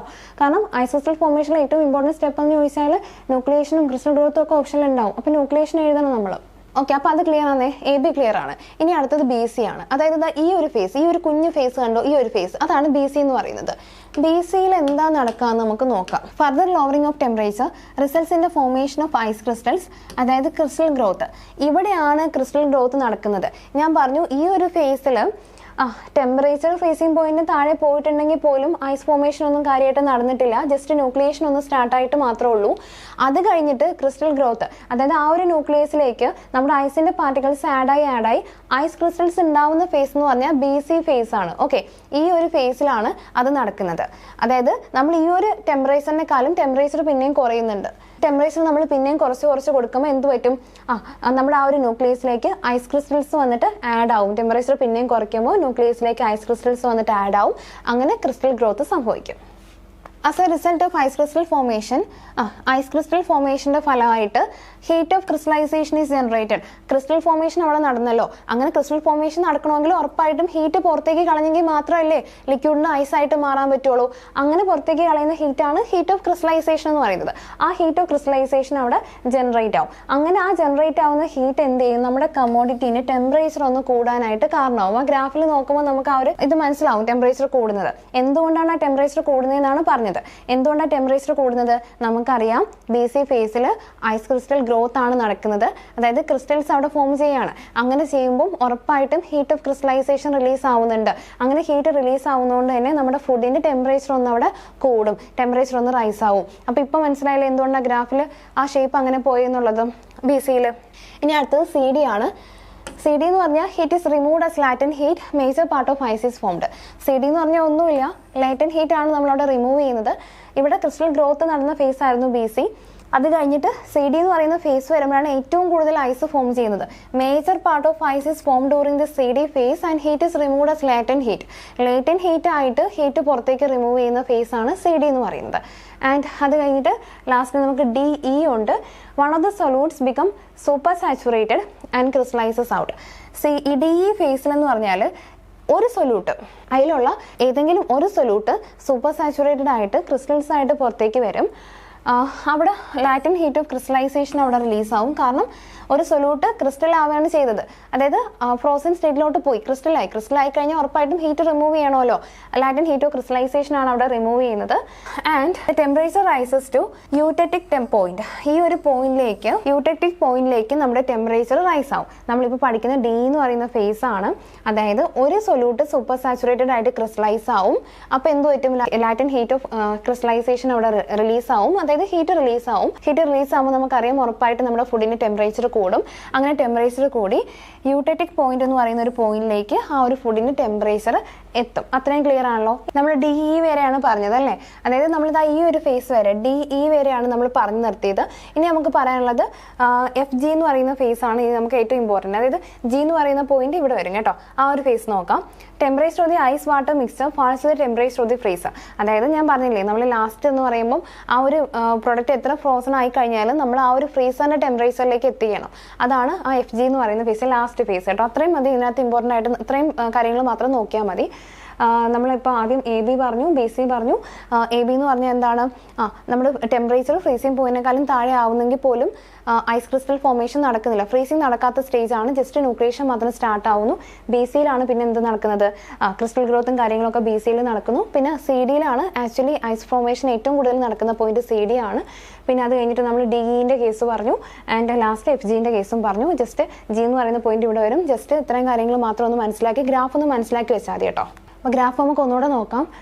ഗ്രാഫിനകത്ത് നമ്മൾ എന്തൊക്കെയാണ് പറഞ്ഞത്? ഫസ്റ്റ് വൺ AB എന്ന് പറയുന്ന ഫേസ് നമ്മൾ പറഞ്ഞു.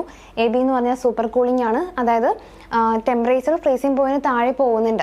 ഇപ്പോൾ ഇതിനകത്ത് θF എന്ന് പറയുന്ന ടെമ്പറേച്ചറാണ് നമ്മുടെ ഫ്രീസിംഗ് പോയിന്റ്. അപ്പോൾ ആ ടെമ്പറേച്ചർ അതിന് താഴെ പോകുന്നുണ്ടെങ്കിൽ പോലും ഫ്രീസിംഗ് ഫ്രോസൺ സ്റ്റേജിലോട്ട് പോയിട്ടില്ല. അതാണ് സൂപ്പർ കൂളിംഗ് എന്ന് പറയുന്ന AB എന്ന് പറയുന്ന ഫേസ്. ഈ ഒരു ഫേസിലാണ് ന്യൂക്ലിയേഷൻ സ്റ്റാർട്ട് ആവുന്നത്. And nucleation is the most important step in ice crystal formation. അത് കഴിഞ്ഞിട്ട് അടുത്ത ഫേസ് BC ആണ്. BC എന്ന് പറഞ്ഞാൽ അവിടെയാണ് ക്രിസ്റ്റൽ ഗ്രോത്ത് നടക്കുന്നത്. അതായത് ന്യൂക്ലിയേഷൻ വഴി ഉണ്ടായ ആ ഒരു കുഞ്ഞ് ന്യൂക്ലിയസ് ഉണ്ടല്ലോ, ആ ന്യൂക്ലിയസിലേക്ക് ബാക്കി ഐസ് വന്ന് ആഡ് ചെയ്ത് ക്രിസ്റ്റൽ ഗ്രോത്ത് നടക്കുന്ന സ്റ്റേജ് എന്ന് പറഞ്ഞാൽ ഈ BC എന്ന് പറയുന്ന സ്റ്റേജാണ്. അങ്ങനെ ക്രിസ്റ്റൽ ഗ്രോത്ത് നടക്കുന്നതുകൊണ്ട് തന്നെ ഹീറ്റ് ഓഫ് ക്രിസ്റ്റലൈസേഷൻ അവിടെ റിലീസ് ആവും. അങ്ങനെ നമ്മുടെ ഫുഡ് ഐറ്റം ഒന്ന് ഹീറ്റ് ആവും. അതുകൊണ്ടാണ് ഈ ടെമ്പറേച്ചറൂടെ റൈസ് ആയി മുകളിലോട്ട് പോകുന്നത്. അതാണ് BC എന്ന് പറയുന്നത്. പിന്നെ അത് കഴിഞ്ഞിട്ട് CD ആണ്. CD എന്ന് പറഞ്ഞാൽ ഞാൻ പറഞ്ഞു എന്താണ്, ലേറ്റന്റ് ഹീറ്റ് ആണ് അവിടെ റിമൂവ് ചെയ്യുന്നത്. And major part of ice formation നടക്കുന്നത് ഈ ഒരു CDയിലാണ്. പിന്നെ അത് കഴിഞ്ഞാൽ വരുന്നത് എന്താണ്, ഈ ഒരു ഫേസ് ആണ്. CD കഴിഞ്ഞാൽ പിന്നെ DE എന്ന് പറയുന്ന ഫേസാണ് വരുന്നത്. DE എന്ന് പറഞ്ഞാൽ one of the solutes become super saturated and crystallises out. ഏതെങ്കിലും ഒരു സൊല്യൂട്ട് മാത്രം സൂപ്പർ സാച്ചുറേറ്റഡ് ആയിട്ട് ക്രിസ്റ്റൽസ് ആയിട്ട് പുറത്തേക്ക് വരും. അപ്പോൾ എന്ത് പറ്റും? ഒബിയസ്ലി നമുക്കറിയാം ലൈറ്റന്റ് ഹീറ്റ് ഓഫ് ക്രിസ്റ്റലൈസേഷൻ അവിടെ റിലീസ് ആവും. ലൈറ്റന്റ് ഹീറ്റ് ഓഫ് ക്രിസ്റ്റലൈസേഷൻ റിലീസ് ആവുക വെച്ചാൽ ഹീറ്റ് പുറത്തേക്ക് വന്നു. അപ്പോൾ നമ്മുടെ ഫുഡ് ഒന്ന് ഹീറ്റായിട്ട് ടെമ്പറേച്ചർ പിന്നെയും കൂടിയിട്ട് യൂറ്ററ്റിക് പോയിന്റിലേക്ക് ടെമ്പറേച്ചർ റൈസ് ആവും. അതാണ് DE എന്ന് പറയുന്ന പോർഷനിൽ നടക്കുന്നത്. പിന്നെ EF ആണ്. EF അത്രയും ഇമ്പോർട്ടൻ്റ് ആയിട്ടുള്ളൊരു സെക്ഷനൊന്നും അല്ല, അതുകൊണ്ടാണ് നമ്മൾ EF സെപ്പറേറ്റ് പഠിക്കാത്തത്. EF എന്ന് പറഞ്ഞാൽ ജസ്റ്റ് ഒന്നുമില്ല, നമ്മുടെ ഈ ഒരു പ്രോസസ്സ് ഉണ്ടല്ലോ, ഫ്രീസിങ് പ്രോസസ്സും അതുപോലെ തന്നെ ഈ ഒരു സൊല്യൂട്ട് ക്രിസ്റ്റലൈസേഷൻ ആയ പ്രോസസ്സും, അതായത് വാട്ടർ ക്രിസ്റ്റൽ ആവുന്നതും സൊല്യൂട്ട് ക്രിസ്റ്റൽ ആവുന്ന പ്രോസസ്സാണല്ലോ ഇപ്പോൾ നടക്കുന്നത്. ആ രണ്ട് പ്രോസസ്സും ജസ്റ്റ് കണ്ടിന്യൂ ചെയ്യുമെന്ന് മാത്രമേ ഉള്ളൂ. EFൽ എന്ത് ചെയ്യും? ആ രണ്ട് പ്രോസസ്സും ജസ്റ്റ് കണ്ടിന്യൂ ചെയ്തുകൊണ്ടേ ഇരിക്കും. പിന്നെ ഈ ഒരു ടൈം ഉണ്ടല്ലോ, TF എന്ന് പറയുന്ന ടൈം, ഈ ഒരു ടൈം നമ്മൾ കണ്ടുപിടിക്കുന്നത് എത്ര റേറ്റിലാണ് ഹീറ്റ് റിമൂവ് ആവുന്നത്, ആ റേറ്റ് ഒക്കെ വെച്ചിട്ടാണ് നമ്മൾ ഈ ഒരു TF എന്ന് പറയുന്ന ടൈമൊക്കെ കണ്ടുപിടിക്കുന്നത്. അതുപോട്ടെ EF എന്താണെന്ന് മനസ്സിലായല്ലോ, ജസ്റ്റ് ആ ഒരു crystallisation of water and crystallisation of solute അത് കണ്ടിന്യൂ ചെയ്തുകൊണ്ടിരിക്കും. ആൻഡ് ഫൈനലി നമ്മുടെ ഈ ഒരു ഫേസ് ആണ് FG എന്ന് പറയുന്നത് കേട്ടോ. ഇവിടെ G എന്ന് പറയുന്ന പോയിന്റ് ഇവിടെ വരും. FG എന്ന് പറയുന്ന ഫേസ്, FG എന്ന് പറയുന്ന ഫേസ് നമ്മൾ പറഞ്ഞു ജസ്റ്റ് നമ്മുടെ ആ ഒരു പ്രൊഡക്റ്റിന്റെ ടെമ്പറേച്ചർ ആ ഒരു ഫ്രീസറിന്റെ ടെമ്പറേച്ചറിലേക്ക് പോകുന്ന ഒരു ഫേസ് ആണ് FG എന്ന് പറയുന്ന ഫേസ്. അപ്പോൾ ഇതാണ് നമ്മുടെ ഫ്രീസിങ്ങിന്റെ ഗ്രാഫ് എന്ന് പറയുന്നത്. അപ്പോൾ ഈ ഗ്രാഫ് നമ്മൾ വൃത്തിക്ക് പഠിക്കുക. ജസ്റ്റ് ഓരോ ഫേസസ് എന്താണെന്നും അവിടെ എന്താ നടക്കുന്നതെന്നും ആ ഫേസിന്റെ പേരുണ്ടെങ്കിൽ പേരും ഒക്കെ ഒന്ന് പഠിച്ചു വെക്കുക. ഓക്കെ ആണല്ലോ. അടുത്തെന്ന് വെച്ചാൽ നമ്മൾ ഫ്രീസിങ്ങിന്റെ സമയത്ത് ഉണ്ടാവുന്ന രണ്ട് കാര്യങ്ങളെ പറ്റിയാണ് പറയുന്നത്. ഒന്ന് ഫ്രീസർ ബേൺ. എന്താണ് ഫ്രീസർ ബേൺ എന്ന് പറയുന്നത്? ഒന്നുമില്ല, നമ്മൾ ഫുഡിനെയൊക്കെ ഫ്രീസ് ചെയ്യുന്ന സമയത്തും ഇങ്ങനെ ഒരുമാതിരി വെള്ള പൂപ്പൽ പോലെ ഫുഡിന്റെ സർഫസിൽ കണ്ടിട്ടില്ലേ, അതാണ് ഫ്രീസർ ബേൺ എന്ന് പറയുന്നത്. എന്തുകൊണ്ടാണ് ഈ ഫ്രീസർ ബേൺ ഉണ്ടാവുന്നത്? Moisture loss by evaporation from the surface of product leads to freezer burn. അതായത് നമ്മൾ ഫുഡിനെ ഫ്രീസ് ചെയ്യുമ്പോൾ ഫുഡിൻ്റെ സർഫസിൽ നിന്ന് ഇവാപറേഷൻ വഴി വെള്ളം നഷ്ടമായിട്ട് സർഫസ് ഡ്രൈ പോലെ ആവും. അപ്പോൾ അതാണ് ഫ്രീസർ ബേണിന് മെയിൻ ആയിട്ടുള്ള കാരണം എന്ന് പറയുന്നത്. The food shows brownish coloration at the surface and nutrient losses are high. Freezer burn ഉണ്ടായി കഴിഞ്ഞാൽ സർഫസിൽ ഒരു ബ്രൗൺ കളർ പോലെയൊക്കെ നമുക്ക് ഡ്രൈ ആയ പോലെ ബ്രൗൺ കളർ ഫോർമേഷൻ ഒക്കെ ഉണ്ടാവും. അതുപോലെ ഈ പറഞ്ഞ കണക്ക് വൈറ്റ് ഒരു പൂപ്പൽ മാതിരിയൊക്കെ കാണാറുണ്ട്. അതുപോലെ തന്നെ ന്യൂട്രിയൻ ലോസസും വളരെ കൂടുതലാണ്. ഫ്രീസർ ബേൺ ഉണ്ടായി കഴിഞ്ഞാൽ ന്യൂട്രിയൻ ലോസ് ഉണ്ടാവും. The dehydration can be controlled by okay. അപ്പോൾ അവിടെ ആക്ച്വലി ഡീഹൈഡ്രേഷൻ ആണല്ലോ നടക്കുന്നത്. സർഫസിൽ നിന്ന് മോയ്സ്ചർ നഷ്ടപ്പെടുന്നതുകൊണ്ടാണല്ലോ നമുക്ക് ഈ ഒരു ഫ്രീസർ ബേൺ കണ്ടീഷനിലേക്ക് പോകുന്നത്. അപ്പോൾ അവിടെ ഡീഹൈഡ്രേഷൻ ആണ് നടക്കുന്നത്. ഈ ഡീഹൈഡ്രേഷൻ നമുക്ക് എങ്ങനെയൊക്കെ കൺട്രോൾ ചെയ്യാൻ പറ്റും? ഫ്രീസർ ബേണിനെ നമുക്ക് എങ്ങനെയൊക്കെ കൺട്രോൾ ചെയ്യാൻ പറ്റും? വളരെ ഇമ്പോർട്ടൻ്റ് ആയിട്ടുള്ള പോയിന്റ് ആട്ടോ.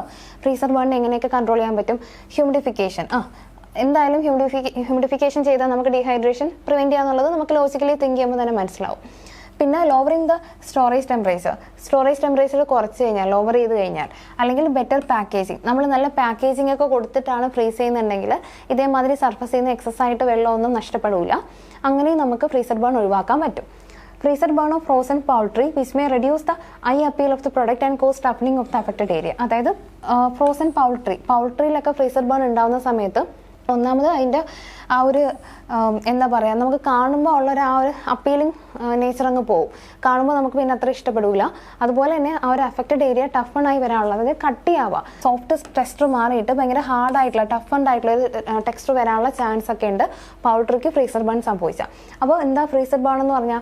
ഫ്രീസർ ബേൺ എന്ന് പറഞ്ഞാൽ ഒന്നുമില്ല, നമ്മൾ പ്രൊഡക്റ്റിനെ ഫ്രീസ് ചെയ്യുന്ന സമയത്ത് സർഫസിൽ നിന്ന് ഓവറായിട്ട് വാട്ടർ നഷ്ടപ്പെട്ടിട്ട് സർഫസിൽ ഒരു ഡ്രൈ പോലുള്ളൊരു അവസ്ഥ, ഫ്രീസർ ബേൺ പോലുള്ളൊരു അവസ്ഥ ഉണ്ടാവുന്നതാണ് നമ്മൾ പഠിച്ചത്. അങ്ങനെ വരുമ്പോൾ എന്ത് പറ്റും, സർഫസിലൊരു വെള്ള പൂപ്പൽ പോലെയൊക്കെ വരാനുള്ള ചാൻസ് ഉണ്ട്. അതുപോലെ തന്നെ ഒരു ബ്രൗൺ ഡിസ്കളറേഷൻ ഒക്കെ ഉണ്ടാവാനുള്ള ചാൻസ് ഉണ്ട്. ന്യൂട്രിയൻ ലോസും ഒക്കെ ഉണ്ടാവും. പിന്നെ ഈ ഡീഹൈഡ്രേഷൻ കൺട്രോൾ ചെയ്യാനായിട്ട് നമുക്കൊന്നെങ്കിൽ ഹ്യൂമിഡിഫിക്കേഷൻ ചെയ്യാം, അല്ലെങ്കിൽ ലോവർ ടെമ്പറേച്ചറിൽ സ്റ്റോർ ചെയ്യാം, അല്ലെങ്കിൽ പ്രോപ്പർ പാക്കേജിംഗ് ഒക്കെ പ്രൊവൈഡ് ചെയ്യാം. പിന്നെ അതുപോലെ തന്നെ നമ്മൾ പൗൾട്രിക്ക് ഫ്രീസർ ബേൺ സംഭവിച്ചു കഴിഞ്ഞാൽ ആ ഒരു അഫക്റ്റഡ് ഏരിയ ടഫൺ ആവാനുള്ള ചാൻസ് ഉണ്ട്. നമ്മൾ ആ പ്രൊഡക്റ്റിനെ കാണുമ്പോൾ ഉള്ള ആ ഒരു അപ്പീലിംഗ് ഇതൊക്കെ അങ്ങ് പോവും. പിന്നെ ഇനി അടുത്ത ഡ്രിപ്പ് ലോസ് ആണ്. എന്താണ് ഡ്രിപ്പ് ലോസ് എന്ന് പറഞ്ഞാൽ, formation of ice crystals causes a physical pressure on the cell wall. When the pressure becomes too high, it can damage the cell wall and lead to the release of intracellular fluid. അതായത് ഈ photo ഉണ്ടോ, നമ്മൾ ഈ മീറ്റൊക്കെ store ചെയ്യുമ്പോൾ ഇങ്ങനൊരു സംഭവം കണ്ടിട്ടില്ലേ, ആ വെള്ളം ഇങ്ങനെ ഊർന്നിറങ്ങി കിടക്കുന്നത്, അതാണ് ഡ്രിപ്പ് ലോസ് എന്ന് പറയുന്നത്. അതായത് നമ്മൾ പറഞ്ഞിട്ടുണ്ട് ഫ്രീസിങ്ങിൻ്റെ സമയത്ത് ഐസ് ക്രിസ്റ്റൽസ് ഉണ്ടാവും. അപ്പോൾ ഈ ഐസ് ക്രിസ്റ്റൽസിൻ്റെ എഡ്ജസ് ഒക്കെ ഷാർപ്പാണല്ലോ. അപ്പോൾ ഇത്രയും ഐസ് ക്രിസ്റ്റൽസ് ഉണ്ടാവുന്ന സമയത്ത് ആ ഉള്ളിലുള്ള പ്രഷർ കൂടും. ആ ഒരു സെൽവാളിന്, ആ ഒരു ഫുഡ് ഐറ്റത്തിൻ്റെ സെൽവാളിന് എക്സർട്ട് ആവുന്ന പ്രഷർ കൂടും. അങ്ങനെ പ്രഷർ കൂടുന്ന സമയത്ത് സെൽവാളിന് ഡാമേജ് സംഭവിക്കാനും ആ സെല്ലിനുള്ളിലുള്ള ലിക്വിഡ് പുറത്തേക്ക് വരാനുള്ള ചാൻസസ് ഉണ്ട്. അതാണ് ഡ്രിപ്പ് ലോസ് എന്ന് പറയുന്നത്. ഒന്നുമില്ല, ഐസ് ഫോം ചെയ്യുന്ന സമയത്ത് ആ ഒരു സെല്ലിനകത്തുള്ള പ്രഷർ കൂടിയിട്ട് സെൽവാളിന് ഡാമേജ് ഉണ്ടാവുകയും സെല്ലിനകത്തുള്ള ലിക്വിഡ്സ് ഫ്ലൂയിഡ്സ് പുറത്തേക്ക് വരാനുള്ള ചാൻസസ് ഉണ്ട്. അതാണ് ഡ്രിപ്പ് ലോസ് എന്ന് പറയുന്നത്. അപ്പോൾ ഇത്രയും ടോപ്പിക്സ് ആണ് നമുക്ക് ഫ്രീസിങ് സെഷനിൽ നിന്ന് പഠിക്കാനുള്ളത്. നമ്മൾ എന്തൊക്കെയാണ് പഠിച്ചത്? നമ്മൾ ഫ്രീസിങ് എന്താണെന്ന് പഠിച്ചു. പിന്നെ ഫ്രീസിങ് ചെയ്യുമ്പോൾ നമുക്ക് 2 ടൈപ്പ് ഓഫ് ഫ്രീസിങ് ഉണ്ട്. സ്ലോ ഫ്രീസിങ് ഉണ്ട്, ക്വിക്ക് ഫ്രീസിങ് ഉണ്ട്. അതിന് രണ്ടിൻ്റെയും അഡ്വാൻറ്റേജ് എന്താ, ഡിസഡ്വാൻറ്റേജ് എന്താണെന്നൊക്കെ നമ്മൾ പഠിച്ചു. റേറ്റ് ഓഫ് ഫ്രീസിങ് വളരെ ഇമ്പോർട്ടൻ്റ് ആയിട്ടുള്ളൊരു ഫാക്ടറാണ്. എപ്പോഴും ക്വിക്ക് ഫ്രീസിങ് ആണ് നല്ലത്. കാരണം വലിയ ഐസ് ക്രിസ്റ്റൽസ് ഉണ്ടാവില്ല, കുഞ്ഞു കുഞ്ഞു ഐസ് ക്രിസ്റ്റൽസ് ആയിരിക്കും ഉണ്ടാവുന്നത്. നമ്മുടെ പ്രൊഡക്റ്റിൻ്റെ ടെക്സ്ചർ നമുക്ക് മെയിൻറ്റെയിൻ ചെയ്യാൻ പറ്റും. അതുപോലെ തന്നെ ന്യൂട്രിയൻ ലോസസ് ഒക്കെ കുറയ്ക്കാൻ പറ്റും. പിന്നെ നമ്മൾ പഠിച്ചത് അതിൻ്റെ ടെമ്പറേച്ചർ ടൈം കോമ്പിനേഷൻസ് പഠിച്ചു, ഡിഫറൻസ് പഠിച്ചു. പിന്നെ നമ്മൾ ഫ്രീസിങ്ങിൻ്റെ 3 സ്റ്റേജസ് എന്തൊക്കെയാണെന്ന് പഠിച്ചു. ഫ്രീസിങ്ങിനെ അഫക്റ്റ് ചെയ്യുന്ന, ഫ്രീസിങ് ടൈമിനെ അഫക്റ്റ് ചെയ്യുന്ന ഫാക്ടേഴ്സ് പഠിച്ചു. പിന്നെ ഡിഫറെൻറ്റ് ടൈപ്സ് ഓഫ് ഫ്രീസിങ് പഠിച്ചു. പിന്നെ നമ്മൾ ഫ്രീസിങ്ങിൻ്റെ കർവ് ഡീറ്റെയിൽ ആയിട്ട് പഠിച്ചു. പിന്നെ അത് കഴിഞ്ഞിട്ട് ഫ്രീസർ ബേൺ എന്താണെന്നും ഡ്രിപ്പ് ലോസ് എന്താണെന്നും നമ്മൾ പഠിച്ചു. ഇനി നമുക്ക് കുറച്ച് ക്വസ്റ്റ്യൻസ് നോക്കാം. First one, frozen storage temperature ആണ് ചോദിച്ചേക്കുന്നത്. വളരെ ഈസി ആയിട്ടുള്ള ക്വസ്റ്റ്യൻ ആണ്, -18, ഒന്നും നോക്കാനില്ല. അടുത്തത്, which one is the purest method of food freezing. Okay, അപ്പോൾ ഞാൻ എപ്പോഴും പറയാറുള്ള പോലെ തന്നെ നമ്മൾ ക്വസ്റ്റ്യൻസ് പ്രാക്ടീസ് ചെയ്യുമ്പോഴാണ് കൂടുതൽ കാര്യങ്ങൾ നമുക്ക് മനസ്സിലാവുന്നത്. നമ്മൾ പല ടൈപ്പ് ഓഫ് ഫ്രീസിങ് പഠിച്ചില്ലായിരുന്നോ? അപ്പോൾ അതിനകത്ത് നമ്മൾ ഓരോ ഫ്രീസിങ്ങിനും ഓരോ ഡിഫറെൻറ്റ് രീതിയാണ് നമ്മൾ പഠിച്ചത്. ഓരോ ഡിഫറെൻറ്റ് രീതിയിലാണ് നമ്മൾ ഓരോ ഫ്രീസിങ്ങും ചെയ്യുന്നത്. ഈ പറയുന്നതിൽ ഏറ്റവും പൂറസ്റ്റ് മെത്തേഡ്, അതായത് ഏറ്റവും എഫക്റ്റീവ് അല്ലാത്ത, എഫിഷ്യൻ്റ് അല്ലാത്ത, ഏറ്റവും മോശമായിട്ടുള്ള മെത്തേഡ് ഏതെന്നാണ് ചോദിക്കുന്നത്.